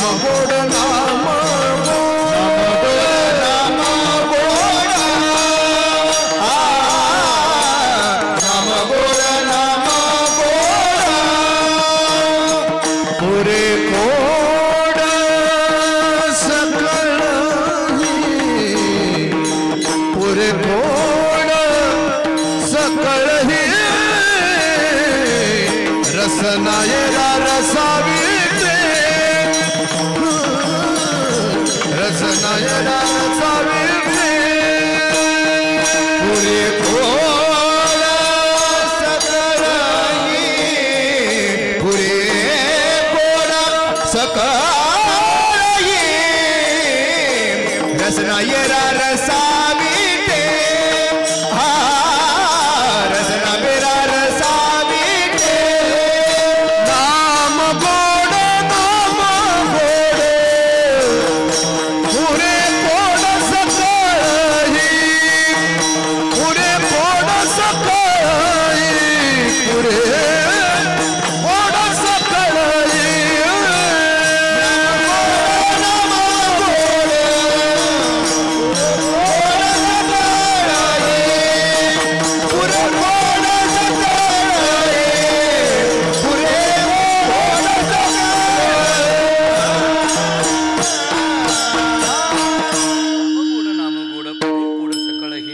महाराजांचे शब्द असे आहेत, भगवंताच्या नामाची चव विचारली ना, ऐक म्हटले, भगवंताच्या नामाची चव आम्हाला अशी लागली, नाम गोड आहे, नाम गोड आहे, पुरे गोड सकळ हे. या अभंगाच्या पहिल्या चरणातल्या पूर्वार्धामध्ये महाराज नाम गोड आहे, गोड आहे असं सांगतात. ते एक वेळेस सांगून थांबत नाहीत, 2 वेळेस महाराज सांगतात. हे 2 वेळेस सांगण्याची कारणं काय याचा जर थोडासा विचार केला तर व्यवहाराच्या दृष्टीने एक साधं उत्तर आहे. काय उत्तर आहे? साधं शास्त्र आम्हाला व्यवहारशास्त्र असं सांगतं की एखादी गोष्ट जेव्हा अंतःकरणातून बोलली जाते तेव्हा 2-2, 3-3 वेळेला त्याच्याबद्दल बोललं जातं. आई आपल्या मुलाला एकच गोष्ट 2-2 वेळेस समजावून सांगते. मुलगा म्हणत असतो आई मला समजलंय, तरी पण आईचं मात्र अंतःकरण ते बोलत असल्यामुळे ती पुन्हा पुन्हा तीच गोष्ट सांगत असते. त्यामुळे जगद्गुरु तुकोबाराय ही आपली सर्वांची आई असल्यामुळे त्या आईच्या भावनेने तुकोबाराय सांगतात, बाबा रे नाम गोड आहे, नाम गोड आहे, नाम गोड आहे. विठ्ठल विठ्ठल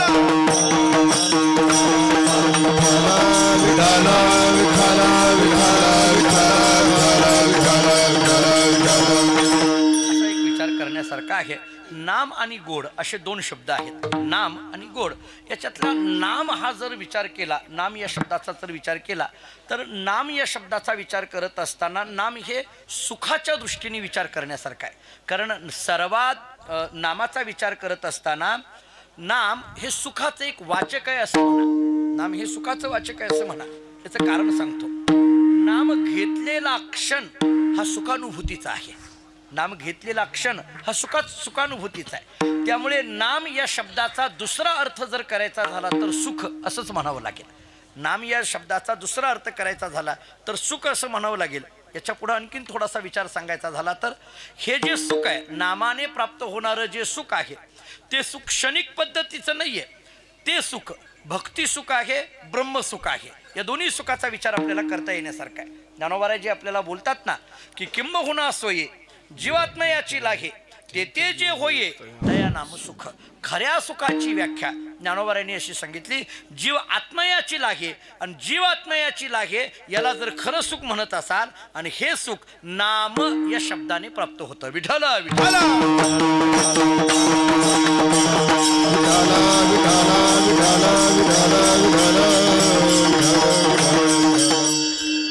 पुष्कळ पद्धतीने बोलता येण्यासारखं आहे. उगी आपल्याला कळण्याकरता म्हणून एक वाक्य सांगून पुढे जातो. न अधिक आम बरोबर नाम, न अधिक आम बरोबर नाम. तर हे जे आम शब्द आहे की नाही, या आम शब्दाचे जे विविध अर्थ केले त्याच्यात आम या शब्दाचा एक अर्थ आहे कच्च. आम या शब्दाचा एक अर्थ आहे कच्च. कारण आयुर्वेदामध्ये आमाशय आणि पित्ताशय असे एकत्रित शब्द येतात. आयुर्वेदामध्ये आमाशय ते वैद्य जी असतात ना, ते वैद्य आपल्याला आपली नाडी बघून सांगत असतात, तुम्हाला आमाशयाचा त्रास आहे, तुम्हाला पित्ताशयाचा त्रास आहे. आणि मग त्याला असं सांगतात की हा आमाशयाचा त्रास आहे म्हणजे तुमच्याकडे काहीतरी तुमच्याकडून कच्चं खाण्यात आलेलं आहे, त्याच्यामुळे हा त्रास सुरू झालेला आहे. त्यामुळे आम या शब्दाचा अर्थ होतो कच्चं. आता न अधिक आम याच्यातल्या आम या शब्दाचा अर्थ जर कच्च असा असेल तर थोडक्यात आणि न म्हणजे कच्च न याचा अर्थ करताना असं करा, जीवाला जे कच्च राहू देत नाही त्याचं नाव नाम. विठ्ठल विठ्ठल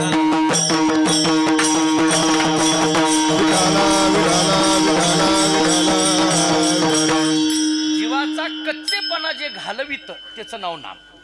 किंवा विषय सुख हे कच्च आहे, त्यामुळे जीवाच्या ठिकाणी निर्माण झालेली विषय सुखाची अभिलाषा त्याची निवृत्ती करण्याचं जे काम करतं त्याचं नाव नाम. असा एक नाम शब्दाचा विचार आपल्याला करता येईल. मग जर या अंगाने जर बघितलं तर मग नाम म्हणजे सुख असं झालं ना, असा एक झाला. आणखीन एक विचार आपल्याला करता येण्यासारखा आहे. न अधिक आम याचा विचार करत असताना आम या शब्दाचा अर्थ आहे रोग, असा एक शब्दशः अर्थ केलेला दिसून येतो. अमरकोशामध्ये हे सगळे शब्द येतात. आम या शब्दाचा अर्थ सांगितला जातो रोग. आता रोग न म्हणजे रोग शिल्लक जे ठेवत नाही. आता रोग शिल्लक जे ठेवत नाही म्हणत असताना रोग कोणतं कसं काय बरं, त्याच्याकरता नाम घेण्याची काय गरज आहे? रोग घालवायचा असेल तर त्याच्याकरता नाम घेण्याची काय गरज आहे?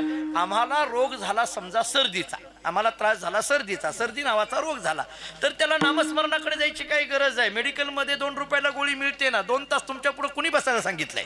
2 रुपयात काम होत असेल तर कशाला, असं आहे. किंवा मग अधिभौतिक जे काही आपल्याला सांगितलं जातं त्या रोगांचा विचार करा. मला आपल्याला सांगायचं आहे या रोगाची चर्चाच नाहीये. या सगळ्या रोगांना जन्म देणारी जी आहे तिचं नाव अविद्या आहे. या सगळ्या रोगाला किंवा त्याही पेक्षा जरा पुढे बोलतो, हे सामान्य रोगाचा विचार सोडा. सगळ्यात मोठा रोग जर कोणता असेल तर संसार नावाचा रोग आहे. यालाच भवरोग असं म्हटलं जातं. भवरोग ऐसे जाय आणि काही शिल्लक. आता भवरोगा ऐसे जाय या नामाने जर भव नावाच्या रोगाचीच निवृत्ती होत असेल तर मग बाकीच्या रोगाचं काय घेऊन बसला. याचा अर्थ आम या शब्दाचा अर्थ भवरोग, आणि या भवरोगाची निवृत्ती करण्याचं सामर्थ्य याच्यात आहे. म्हणजे भवरोग न म्हणजे भवरोगाची निवृत्ती कोण करतं? नाम. हा नाम शब्दाचा अर्थ. विठ्ठल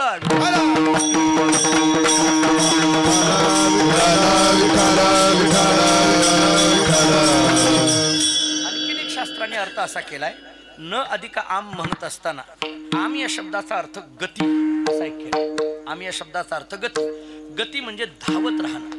आता गती म्हणायचं आणि पुन्हा न म्हणायचं म्हणजे गतीची निवृत्ती असं जर म्हणत असाल तर ही कोणती गती आहे?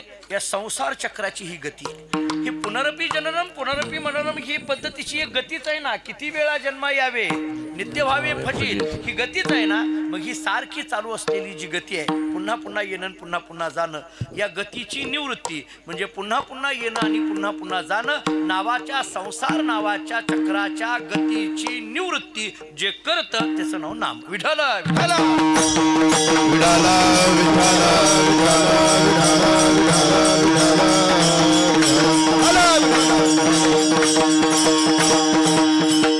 विविध पद्धतीने नाम शब्द भाऊ आपल्याला करता येण्यासारखा आहे. महाराज सांगतात हे नाम कसं आहे? गोड. आता नाम शब्द या सुखाच्या दृष्टीने घ्या आणि गोड हा शब्द रसाच्या दृष्टीने घ्या. बरोबर आहे. गोड हा काय आहे? रस आहे ना. रसवाचकतेच्या दृष्टीने गोड शब्दाचा विचार केला जातो. म्हणजे आंबट तिखट हे जसे आहेत आपल्याला रसवाचकतेच्या दृष्टीने शब्द, तसा गोड हा शब्द सुद्धा रसवाचकतेच्या दृष्टीने आपल्याला घेतलेला दिसून येतो. त्यामुळे नाम गोड आहे हे सुखाच्या दृष्टीने, नाम गोड आहे हे रसाच्या दृष्टीने, म्हणून आपल्याला नाम गोड महाराज म्हणतायत. असं आपल्याला एक चिंतन करता येण्यासारखं आहे. आणखीन एक विचार आपल्याला करता येईल का हो एवढा वेळ झालं महाराज तुम्ही सांगता भगवंताचं नाम गोड आहे गोड आहे गोड आहे गोड आहे, पण किती गोड आहे? तुकोबाराय सांगतात तू नामदेवरायांचा गाथा वाचत नाही. अमृता होनी गोड नाम तुझे देवा. नामदेवरायांचा गाथा वाचून येत जा बाबा असं तुकोबारायांनी सांगितलं. आपण नाही सांगितलं. आम्ही आणखीन तुकोबारायचाच नीट वाचला नाही तर कुठं नामदेवरायांचा नीट वाचला. पण तुकोबारायांनी सांगितलं. तुकोबाराय म्हटले माझ्याकडे येताना अगोदरच जरा वाचून येत जा. माझ्याकडे येताना पाठ काहीच केला नाही आणि दुसऱ्या दिवशी पाठाला आला. कसं काय जमेल महाराज? पाठ करून पाठाला यावं लागतं. म्हणजे महाराज सांगतात की काहीतरी बाबा अगोदरचं वाच. काय वाचायचं? नामदेवरायांची भाषा आहे. अमृता होनी गोड नाम तुझे देवा. अमृतापेक्षा सुद्धा भगवंताचं नाम गोड आहे असं हे झालं प्रमाण. याला काही पुरावा? आपल्याकडे एक कथाभाग सांगितला जातो. काय पुरावा? एकनाथ महाराजांनी तो पुरावा मांडलेला आहे. सगळ्यांच्या ऐकण्यातला आहे पण आवश्यक असल्यामुळे सांगून पुढे जातो. काय झालं म्हणे, स्वर्गाचा राजा इंद्र, त्या इंद्राकडे असलेलं जे अमृत आहे त्या अमृताला एकदा रोग झाला. ते अपवित्र झालं.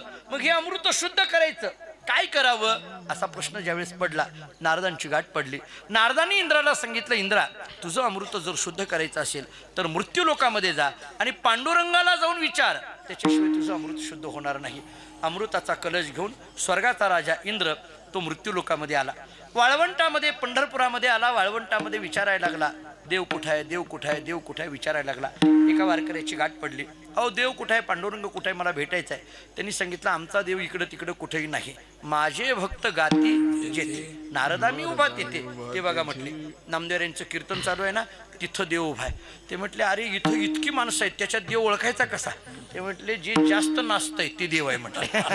नाचता नाचता घराला देवाचा जे जास्त नाचतंय ना आनंदाने चाललेलं आहे म्हटले त्याचं, त्याला काही नाही. जे आपला सगळा मोठेपणा विसरून नाचतोय का नाही तो देव आहे म्हटले. कीर्तनामध्ये आपला मोठेपणा विसरून नाचावं लागतं. तिथं आपण मोठेपणा सगळा बाजूला ठेवावं लागतो, ते देव आहे. झालं इंद्र घेऊन आला तो अमृताचा कलश घेऊन आला. नामदेवरायांचे कीर्तन मागे देव नाचत होते. एकदम असं डोचायला सुरुवात केली. ओ देवा जरा इकडे बघा, मी आलोय, जरा इकडे बघा. देवानी एक दोनदा त्याच्याकडे बघून न बघितल्यासारखे केलं. पुन्हा त्यानं डोचायला सुरुवात केली. देवानी सांगितलं हे बघ कीर्तन चालू आहे, कीर्तनात बोलायचं नसतं. हा देवानी इंद्राला सांगितलेला नियम आहे. आपण पाळावा असा नियम नाही पण देवानी पांडुरंगाने इंद्राला सांगितलं कीर्तन चालू आहे, कीर्तनात बोलायचं नसतं. अहो पण मी स्वर्गाचा राजा इंद्र आहे. जे काही असेल ते कीर्तन झाल्यावर, आता नाही. तुझं काही असेल ते कीर्तन झाल्यावर. आता ते नामदेवांचं कीर्तन, ते काय आपलं कीर्तन आहे काय? 7 ते 9 ते नामदेवांचं कीर्तन कधी सुरू झालेलं, रात्री कधी 11-12 वाजल्या तरी काही ते कीर्तन सुटायची वेळ नाही महाराज. 12-12:30ला ते कीर्तन सुटलं. कीर्तन झाल्याबरोबर इंद्राला आनंद झाला. का? बरं झालं एकदाशी झालं कीर्तन. कीर्तन सुद्धा म्हणत नाहीत लोक, कीर्तन म्हणतात. झालं म्हटले. तो धावत गेला आणि महाराजांना म्हणायला लागला, देवाला म्हणायला लागला, देवा झालं ना कीर्तन, आता तरी माझ्या कामाचा विचार करा. देवानी सांगितलं, वेड्या कीर्तन झालं म्हणून काय झालं, आता सगळ्यात महत्वाचा हरिजागर आहे. देवानी सांगितलं कीर्तन झालं म्हणून काय झालं, आता जागर आहे. मला जागराला बसावं लागतं. मला कीर्तन झाल्यावर जागराला बसायला लागतं. कीर्तन झाल्या निघून जायला मी काही महाराज आहे का, असं देवानी सांगितलं. मला जागराला बसावं लागतं, मला थांबावं लागतं म्हटले. आता त्यांनी विचार केला, आता याला माहित नाही जागर काय प्रकार आहे, मला काय माहिती महाराज. देवाला जागर माहीतच नाही. त्यांनी त्या इंद्रदेवाला कुठला जागर माहिती, तो राजा होता ना. इंद्राने विचार केला, हे जागर काय प्रकार आहे. म्हणले आता ते पहाटेपर्यंत चालतं. त्याला पहाटेपर्यंत जागर चालला. जागर संपल्याबरोबर आता ते मार्गशीर्ष महिना, अशी कल्पना करा, थंडीचे दिवस महाराज. कोण त्याला काही पांघरून दिला असेल इंद्राला, का काय दिलं असेल वाळवंटात. वारकरी वारकऱ्याला दिल पण देवाला काही द्यायचा नाही. त्याला कोणी बघेना सुद्धा. ते वाळवंटात कुडकुडत थंडीत पडलेलं होतं. ते कोणी त्याच्याकडे लक्ष देईना, काही नाही.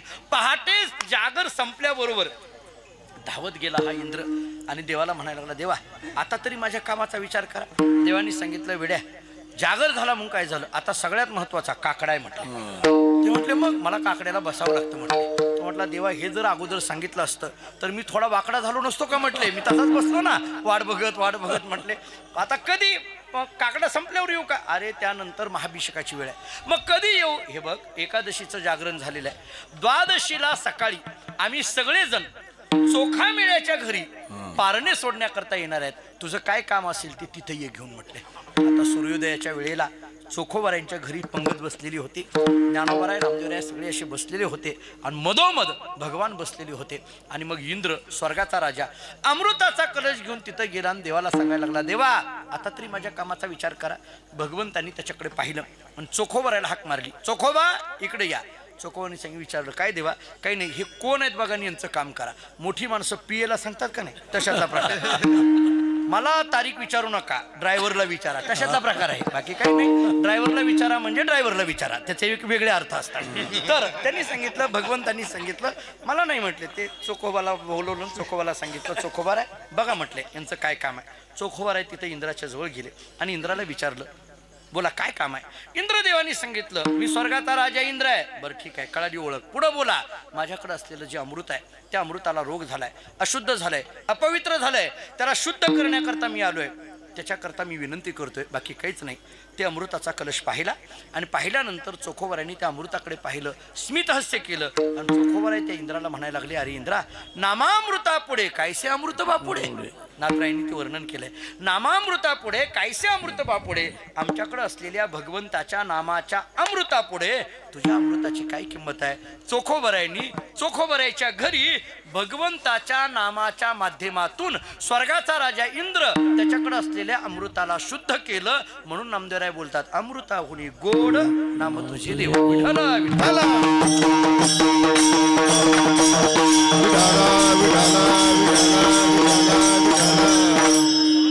बोलायला लागले, नाम गोड नाम गोड परिणाम पुरे गोड सकळ ही.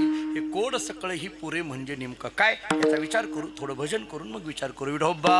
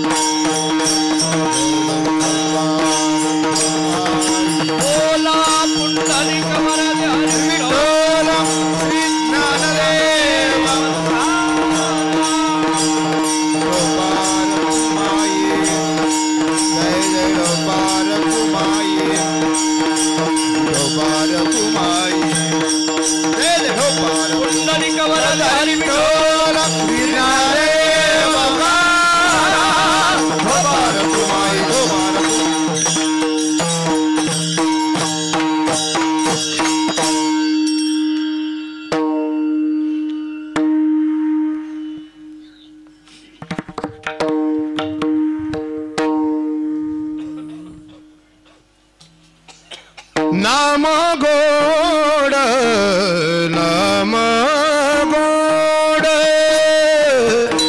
नाम गोड नाम गोड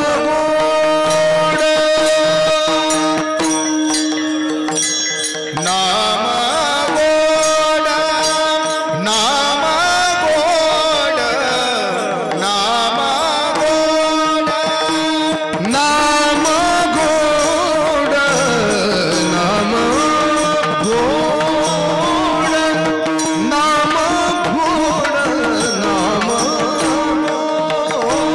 नाम गोड नाम गोड नाम गोड नाम गोड पुरे गोड सकळ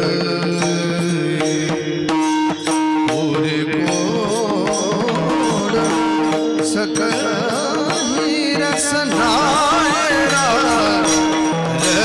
रसाविते रसनायरा रसाविते पुरे गोड सकळ पुरे गोड सकळ रसनाय रसाविते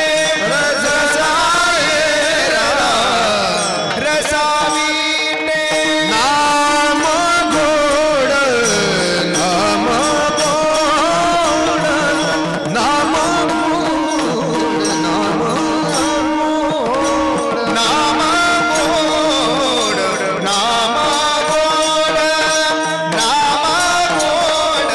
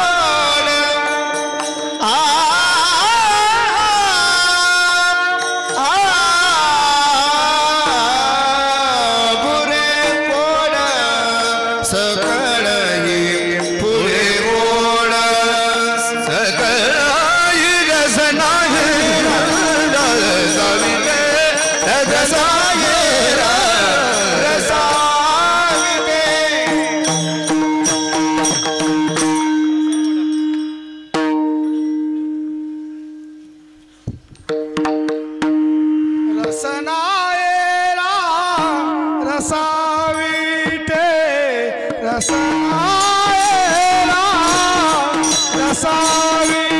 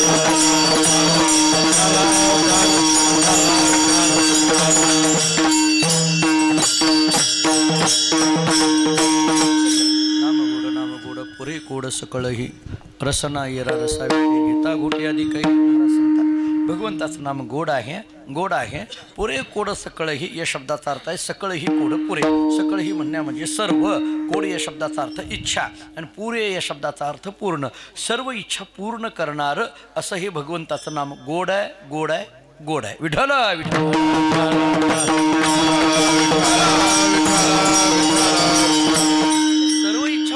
करणारी या शब्दाचा विचार करत असताना इच्छा या शब्दाचा विचार करा सामान्य माणसाच्या इच्छा ज्या असतात त्या प्रापंचिक वस्तूविषयी असतात आणि प्रापंचिक वस्तूविषयी निर्माण झालेली जी इच्छा असते ती कधीही प्रापंचिक वस्तूच्या प्राप्तीने पूर्ण होत नसते एक साधारण व्यवहारातला नियम असा आहे प्रपंचातली वस्तू इच्छा वाढविते आणि परमार्थातली वस्तू इच्छा संपविते हा साधारण व्यवहारातला नियमच असा आहे की प्रपंचामध्ये ज्या ज्या वस्तू मिळत राहतील त्या त्या वस्तू इच्छा वाढविणाऱ्या राहतात जे जे जितकं मिळत राहील मी जुन्या पद्धतीने एक उदाहरण देऊन पुढे जातो एखादा महात्मा आहे एखादा साधू आहे एखाद्या गावात आला आणि एखादा श्रीमंत मनुष्य त्यांच्या पाया पडण्याकरता गेला श्रीमंत मनुष्य पाया पडायला लागला आणि पाया पडताना त्यांना म्हणायला लागला महाराज आणखीन मी श्रीमंत व्हावं याच्याकरता काय करू सांगा कोण आहे श्रीमंत आहे श्रीमंतच म्हणायला लागला आणखीन श्रीमंत होण्याकरता काय करू श्रीमंत आणि गरीब या शब्दाची व्याख्या आपण अशी करतो ज्याच्याकडे पैसा आहे त्याला काय म्हणतो आपण श्रीमंत आणि ज्याच्याकडे पैसा नाही त्याला काय म्हणतो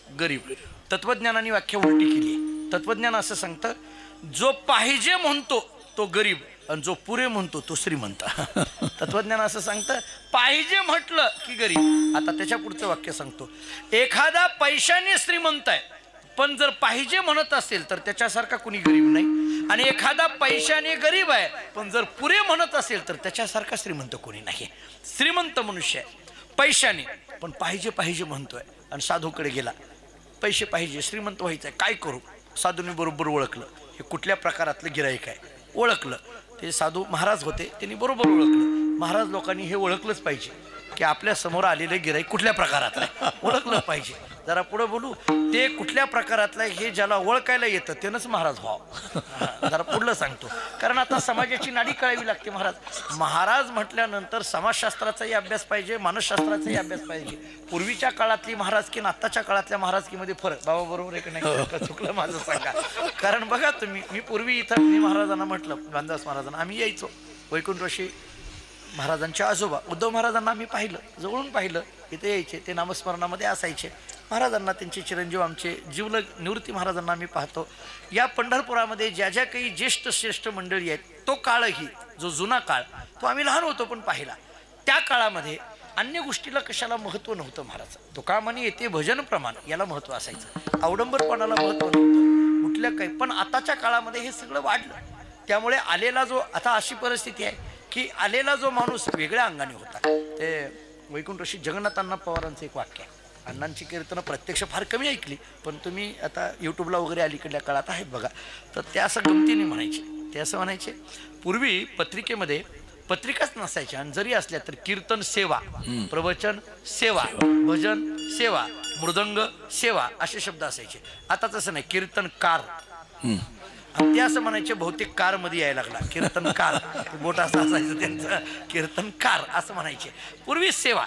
मग तो साधू महाराजांनी बरोबर ओळखलं हे कुठल्या प्रकारातलं आहे. त्यांनी सांगितलं, हे बघ तुला श्रीमंत व्हायचंय ना, हो एक काम कर म्हटले. काय? घरी जा, अंगणातले खडे गोळा करून आण. तू जेवढे खडे आणशील ना तेवढ्याचे मी हिरे करून देतो. जेवढे खडे आणशील तेवढ्याचे हिरे. मला वाटतं असला साधू आपल्या प्रत्येकाच्या गावात यायला पाहिजे. आमच्यासारख्याचं कामच नाही. जेवढे खडे तेवढे हिरे. तो म्हटला महाराज नक्की का? हो नक्की. तो निघाला. महाराजांनी सांगितलं, बघा मी इथं थांबलोय, सप्त्याकरता आलोय, नाही तर तू तिकडच राहशील. नाही नाही, असल्या साधूला कोण सोडतं काय म्हटला. तो धावत गेला, पाठीवर खडे गोळा केले, डोक्यावर घेतलं आणि निघाला. निघाल्याबरोबर त्याच्या लक्षात आलं, साधूंनी सांगितलं जेवढे खडे तेवढे हिरे. पाठीवर खडे घेऊन गेल्यानंतर हिरे किती होणार आहेत? पाठीवरच. एका पाठीने जमत नाही, दुसरी पाठी भरू. दुसरी पाठी खडे गोळा करायला लागला. 2 पाट्या खडे केले, तेवढ्यावर जमत नाही, एक टीप घेऊन जाऊ म्हटला. टिपात खडे टाकायला लागला. टिपाने जमत नाही, एखादी ट्रॅक्टरची ट्रॉयली भरू म्हटला. ट्रॉयली भरायला लागला. 1 दिवस झालं, 2 दिवस झाला, 5 दिवस झाले, 7 दिवस झाले, काला झाला. साधू निघून गेले. हे आणखी खडच गोळा करते, होईल का सांगा? माझा मुद्दा संपला. प्रपंचातली वस्तू इच्छा वाढविते. माझा मुद्दा काय? प्रपंचातली वस्तू इच्छा वाढविते. लाभाची असोसे पुढे चाले म्हणा, धनाचा कृपणा लोभ जैसा, ते दृष्टांत सोडा, पण लाभाची असोसे पुढे चाले म्हणा. याच्यात लाभ आहे, त्याच्यात लाभ आहे. मन हे असं धाव घेत राहणार असल्यामुळे याच्या इच्छा सर्वसामान्य प्रपंचातल्या उपायाने पूर्ण होत नाहीत. पण सकळही कोड पुरे व्हायचं असेल तर त्याच्याकरता एकच साधन सांगितलं, नाम. सकळही कोड पुरे, सर्व इच्छा पूर्ण करणार असं हे भगवंताचं नाम आहे. म्हणून नाम गोड पुरे कोड सकळही, असं भगवंताच्या नामाची गोडी लागल्यामुळे आता रसना येरा रसा विटे, घेता घोटे अधिक हे. रसना येरा रसा विटे. आता मात्र या रसनेंद्रियांना या सगळ्या इतर रसाविषयी काय झाला म्हटले, वीट निर्माण झाला. रसना येरा रसाविटे म्हणजे रसनेंद्रियांना इतर रसाविषयी वीट निर्माण झाला. हे रसनेंद्रियांना इतर रसाविषयी वीट निर्माण होणं, वीट या शब्दाचा अर्थ त्यागबुद्धी होणं. विठ्ठल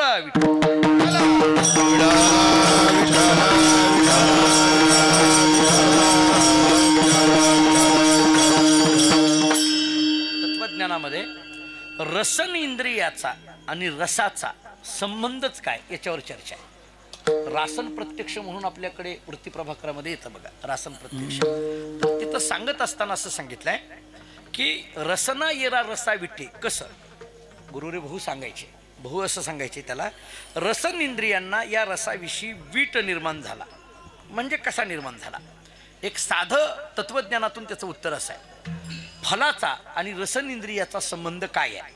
एखादं आंबा नावाचं फळ आहे, कोणतंही घ्या, केळी असेल, आंबा असेल, डाळिंब असेल, जे काही असेल, त्या फलाचा आणि रसन इंद्रियाचा संबंध झाला की त्याला रसन संयुक्त संबंध असं म्हणा किंवा रसन संयोग संबंध असं म्हणा.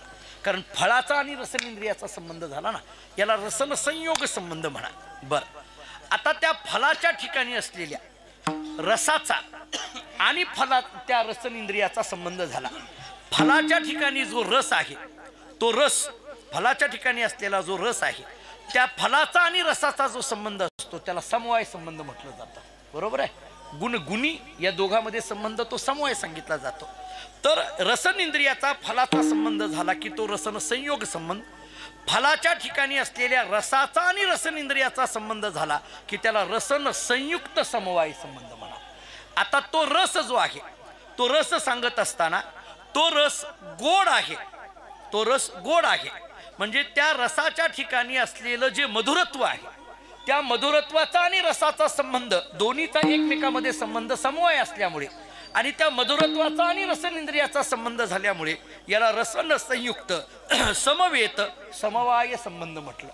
आता हा रस गोड आहे याचा अर्थ आंबट नाही किंवा तिखट नाही. नाही हा सांगत असताना विशेषणता संबंध सांगितला जातो. नाही नकार अभाव ज्याचा सांगायचा आहे त्याला विशेषणता म्हटलं जातं.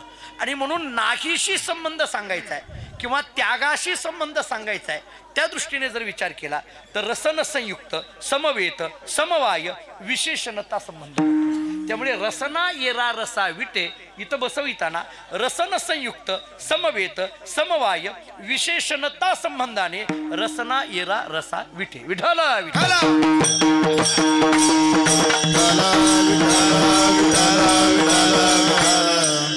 तुम्ही आहात म्हणून सांगायला लागलो, चुकलं तर तुम्ही बरोबर कराल म्हणून बोलायला लागलो. एरवी कशाला बोलतो कारण महाराजांचं वृत्ती प्रभाकर विचारसागर या ग्रंथाचं अध्ययन झालेलं आहे. डॉक्टर महाराजांकडे त्यांचं खूप चांगलं शिक्षण झालेलं आहे. त्यामुळे आपणही थोडंसं कसोटी भेटली तर घासून घ्यावी. का विठ्ठल महाराज कसोटी भेटली तर आपलं बरोबर आहे का नाही घासून घ्यावं. तर गुरुरे भूमकडे शिकत असताना थोड्या काही गोष्टी प्रक्रिया ज्या लक्षात आहेत तेवढ्या मांडल्या. एरवी या सगळ्या गोष्टी जर एखाद्या खेडेगावात सांगायला लागलो तर गावातली लोक गावातली मिटिंग घेतील आणि याला फक्त बोलवायचं नाही म्हणतील. त्यामुळं असं नाही होणार. पण हे क्षेत्रावरचं कीर्तन आहे आणि एका अधिष्ठानावरचं कीर्तन आहे म्हणून थोडा ज्ञानशास्त्राचाही आणि भक्तिशास्त्राचाही दोन्ही जेवढा विचार करता येईल तेवढा करतोय. रसना येरा रसा विटे पण भगवत नामाबद्दल मात्र घेता घोटे अधिकही. भगवत नामाबद्दल काय व्हायला लागलं, घेता घोटे अधिकही. किती जरी घेतलं तरी हे वाढायला लागलं. विटे ऐसे सुख नोहे भक्ती रस पुढता पुढती आस सेवावी हे नारद भक्ती सूत्र सांगतं. प्रत्येक क्षण वर्तमान किती जरी नाम घेतलं तरी घ्यावं घ्यावं वाटायला लागलं. प्रपंचातल्या विषय रसाबद्दल मात्र वीट आला पण नामाबद्दल मात्र पुन्हा पुन्हा घ्यावं घ्यावं असं वाटायला लागलं. याची गोडी अधिकाधिक अधिकाधिक अशा पद्धतीने वाढायला लागली. नाम गोड पुरे कोड सकळही रसना येरा रसा विटे घेता घोटे अधिक. हे बोलत असताना तुकोबाराय बोलतात की या विषय रसाचं फल काय आणि नामरसाचं फल काय. अनिका रसे मरण गाठी हे विषय रसाचं फल आहे आणि येणे तुटी संसारे हे नामरसाचं फल आहे. ऐका, एकीकडे विषय आणि एकीकडे नाम. विषय म्हणण्यामध्ये शब्द स्पर्श रूप रसगंध या पंचविषयाचा विचार करा. एकीकडे विषयाचा विचार करा आणि एकीकडे नामस्मरणाचा विचार करा. हे विषय कसे आहेत, या विषयाचं फल काय. अनिका रसे मरण गाठी या शब्द स्पर्श रूप रसगंध या पंचविषयामध्ये अडकला त्याला काय करावं लागतं, मरावं लागतं. आपल्याकडे उदाहरणं ज्ञानेश्वर महाराजांनी गोड दिलेली आहेत. शब्द नावाच्या विषयामध्ये हरिण नावाचा प्राणी अडकला त्याला मरावं लागलं. स्पर्श नावाच्या विषयामध्ये हत्ती नावाचा प्राणी अडकला त्याला मरावं लागलं. रूप नावाच्या विषयामध्ये कीटक पतंग अडकला त्याला मरावं लागलं. रस नावाच्या विषयामध्ये मासा अडकला त्याला मरावं लागलं. आणि गंध नावाच्या विषयामध्ये भुंगा अडकला त्याला मरावं लागलं. भाऊ असं सांगायचे एका विषयामध्ये एक एक प्राणी अडकला त्याला मरावं लागलं. खरं तर शब्द नावाचाच विषय फक्त हरणाकडे आहे, स्पर्शरूप नाही. पण तरी एका शब्द नावाच्या विषयाने त्याला मरावं लागलं. आणि मग कैमुतिक न्यायाने असं म्हणायचे की मग पाचही विषय ज्या प्राण्याला लागलाय त्याचं काय होत असेल. या पाचही विषयामध्ये हा अडकला ना, याला शब्दही पाहिजे, याला स्पर्शही पाहिजे, याला रूपही पाहिजे, याला रसही पाहिजे, याला गंधही पाहिजे. आणि या पंचविषय नावाच्या रसामध्ये अडकलेल्याचं काय होईल, अनिका रसे मरण गाठी. महाराज सांगतात या अनिका रसामध्ये जो अडकला त्याला मरावं लागेल. आणि येणे तुटी संसारे नामरसाने मात्र संसाराचीच तुटी आहे. नाम घेता उठा उठी होय संसाराची तुटी महाराजांची भाषा आहे. म्हणून गमतीने मी असंच म्हणेल, प्रपंचातल्या रसाने मरण आहे आणि नामरसाने मरणाचंच मरण आहे. विठ्ठल विठ्ठल.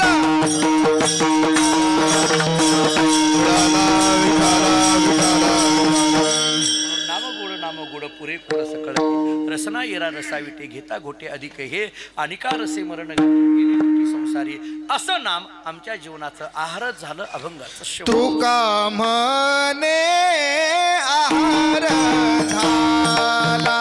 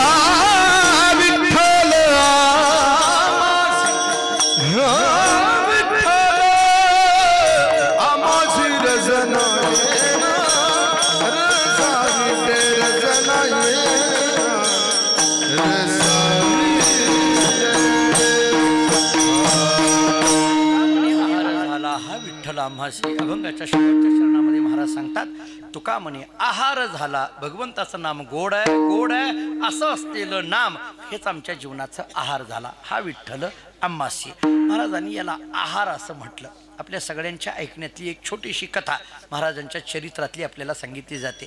काही नाही म्हणे, जगद्गुरू तुकोबारांच्या घरी तुकोबारांच्या एके दिवशी मेहुणे जेवायला येणार होते आणि म्हणून त्यांच्या पत्नीने जिजाईंनी सांगितलं, महाराज मेहुणे म्हणजे तुमचे मेहुणे माझा भाऊ जेवायला येणार आहे, माझी एक विनंती आहे. काय? बाहेर भजनाला जाऊ नका, भजन करायचं आहे ना घरातच करा म्हटले. घरात करा, काय भजन करायचं ते घरात करा, बाहेर जाऊ नका म्हटले. महाराजांनी विचार केला, एवढं तरी ऐकावं, केवढं तरी ऐकावंच माणसाने.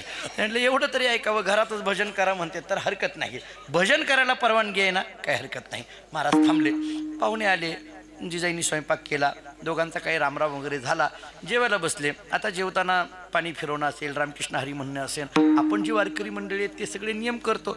आता हा पाहुणा, याला काहीच माहीत नाही महाराज, यानं काही पाणी फिरवलं नाही, रामकृष्ण हरी नाही, पुंडलिकावरती नाही, काही नाही, काही नाही. त्यानं आपलं सुरू केलं. महाराजांनी रामकृष्ण हरी म्हणत एक एक एक एक घास घ्यावा आणि त्यांनी 2-3 घास घेतल्यानंतर त्याच्या लक्षात आलं मीठच नाही, आळणी झालेलं सगळं जेवण. आणि जिजाई पुन्हा पुन्हा आग्रह करते भावाला, आणि भाऊ काही नको नको नको म्हणायला लागला. आणि तुकोबारांनी मात्र म्हणायचं, येऊ दे इकडं, येऊ दे इकडं.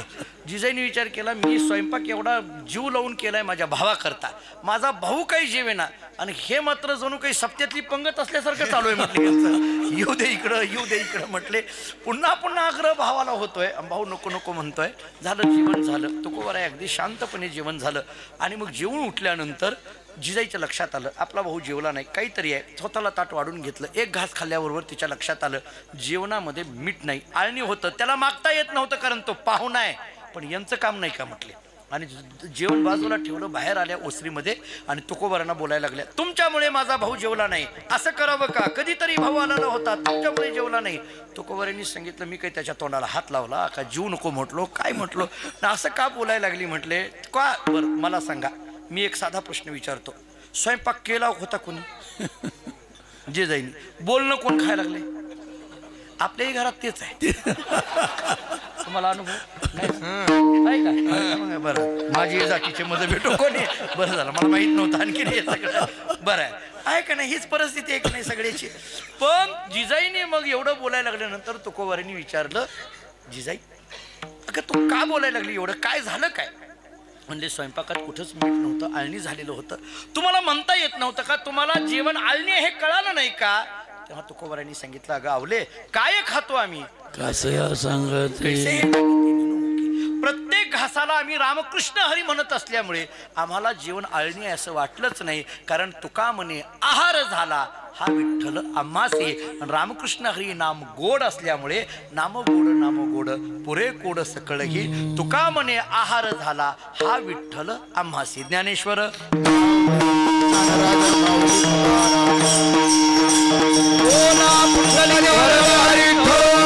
श्री ज्ञानदेव तुकाराम ज्ञानेश्वर माऊली ज्ञानेश्वर माऊली ज्ञानेश्वर माऊली.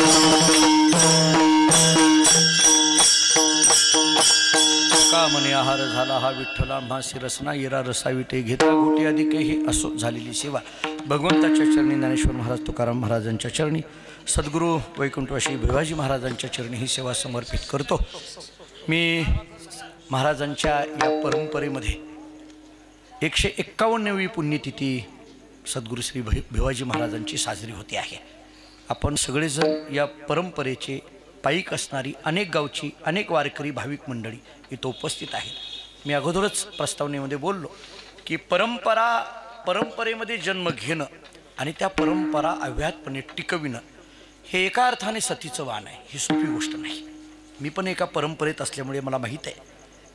आमच्याकडे जी संत मानकोजी बोधले महाराजांची दिव्य परंपरा, जगद्गुरू तुकोबारांच्या समकालीन असलेली ही परंपरा माझी जवळजवळ 11वी पिढी आहे.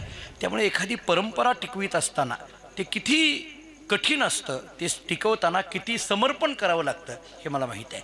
त्यामुळे टेंभुकर महाराजांची ही परंपरा चालवत असताना आज हरिभक्तीपरायण भानुदास महाराज ही परंपरा एक चांगल्या तोलामोलामध्ये ही परंपरा सांभाळून त्या परंपरेचं वैभव जितकं अधिकाधिक वाढवता येईल तितका वाढविण्याचा प्रयत्न अशा उत्सवाच्या माध्यमातून ते करत आहेत. आणि त्यामुळे मला एकच वाक्य सांगायचं आहे की समर्पण केल्याशिवाय परंपरा टिकत नाहीत, चालत नाहीत. मधल्या काळामध्ये लॉकडाऊनच्या काळामध्ये सगळे थांबलेले होते, परंतु पंढरपुरातल्या आज इथं पैठणकर महाराजांची परंपरा, विठ्ठल महाराज माझ्यासमोर आहेत, लोहगावकर महाराजांची परंपरा, रामकृष्ण महाराज आहेत, भानदास महाराज आहेत. या सगळ्या परंपरांनी मात्र आपले जे नियम आहेत ते नियम मात्र बंद पडू दिले नाहीत. मी तर गमतीने असं सांगत असतो, मग आमच्या घरामध्ये मुलगा जन्माला आला आणि तो त्याला थोडं कळता सोळता झाला की घरातील वडीलधारी माणसं त्याला असं सांगत असतात, हे तुला चालवायचं आहे, हे तुला चालवायचं आहे, हे तुला चालवायचं आहे. बाकीच्या महाराजांचं तसं नसतं. ते म्हणतात ह्या भानगडीत पडू नको, ह्या भानगडीत पडू नको. त्यांना वाटत असतं हे आमचंच भरपूर झालं, बास झालं. पण आमच्याकडे तसं नाही. आम्हाला मुलगा आला की त्याला काय म्हणावं लागतं, चालवायचं आहे. त्यामुळे पंढरपुरातल्या ज्या परंपरा आहेत, जे फड परंपरा, दिंडी परंपरा, संस्थान परंपरा, वंश परंपरा ज्या चालत आलेल्या आहेत, मी आणखीन पुढं बोलेन. ऐहिकतेने आम्ही फार मोठे नाही, मान्य आहे. आमची घरं लहान आहेत, आमच्या घराची आणखीन पत्रे निघाली असतील नसतील, आमच्या घरामध्ये व्यवस्था असतील नसतील, हे मान्य आहे. आमची घरं ऐहिकतेने फार कमकुवत आहेत, परंतु पारमार्थिक संपत्तीने मात्र या घरासारखी घरं सापडणार नाहीत महाराज. पारमार्थिक संपत्ती. आणि त्यामुळे या घरामध्ये जर या घरात तुम्ही बघा, टाळ कुठेही टाकला जाणार नाही. एखाद्या वेळेस आमचे कपडे कुठेही पडतील पण टाळ कुठेच पडणार नाही. या घरातला विना असा भुईवर कधी राहणार नाही. एखाद्या वेळेस आमच्या घरातल्या मौल्यवान वस्तू भुईवर राहतील पण घरातला विना कधी भुईवर राहणार नाही. आणि या निष्ठा या सांभाळलेल्या आहेत. या परंपरांनी पंढरपुरामध्ये ज्या फड परंपरा, दिंडी परंपरा, संस्थान परंपरा, वंशज परंपरा आहेत, या परंपरांनी सांभाळलेल्या असल्यामुळे मी भिवाजी महाराजांच्या चरणी नतमस्तक होतो, प्रार्थना करतो. महाराजांनी गेली जवळजवळ 6वी पिढी असेल महाराज, आपण 6 पिढ्या झालं या परंपरा या ठिकाणी चालत आलेल्या आहेत. म्हणून पुन्हा एकदा सद्गुरू वैकुंठवासी भिवाजी महाराजांच्या चरणी नतमस्तक होतो. जेवढा काही अभंगाचा विचार माझ्या अल्पमतीने करता येणं शक्य आहे तेवढा करण्याचा प्रयत्न केला. पुनश्च एकदा सेवा ही भगवत चरणी, भिवाजी महाराजांच्या चरणी, आणि मी ज्या परंपरेत जन्माला आलो त्या मानकोजी बोधले महाराजांच्या चरणी ही सेवा समर्पित करू. याच ठिकाणी थांबू. तुकाराम तुकाराम तुकाराम तुकाराम तुकाराम तुकाराम तुकाराम तुकाराम तुकाराम तुकाराम तुकाराम तुकाराम विठ्ठल ज्ञानदेव तुकाराम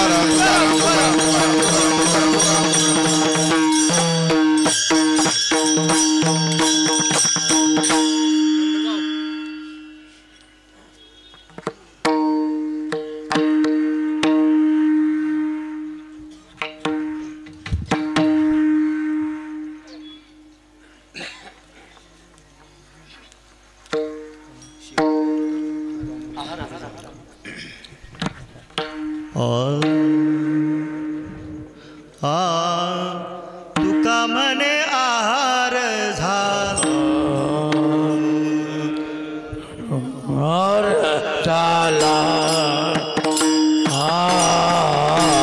तुका मने आहार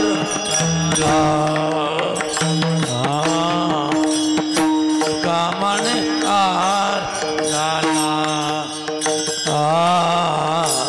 तुका मने आहार झाला तुका मने आहार झाला तुका मने आहार झाला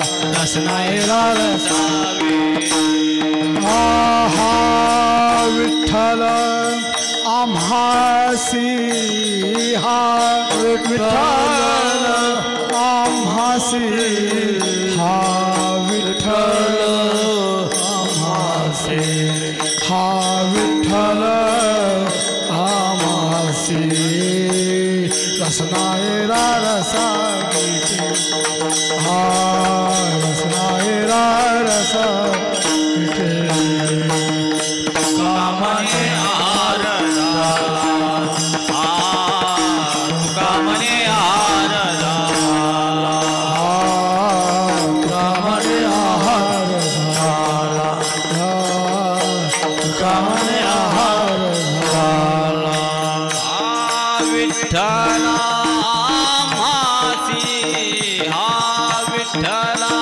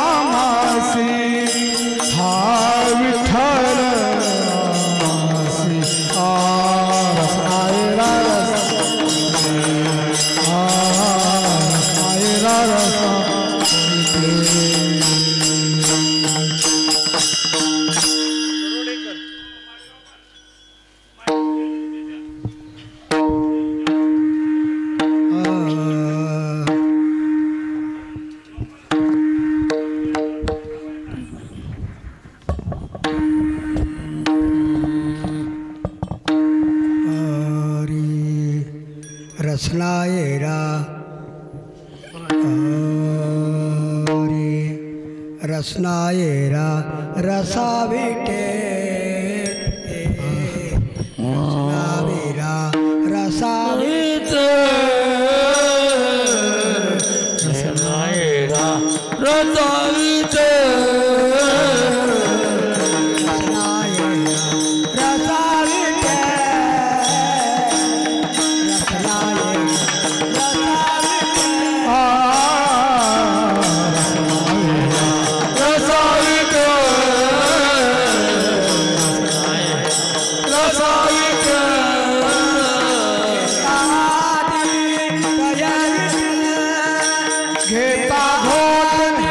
घेता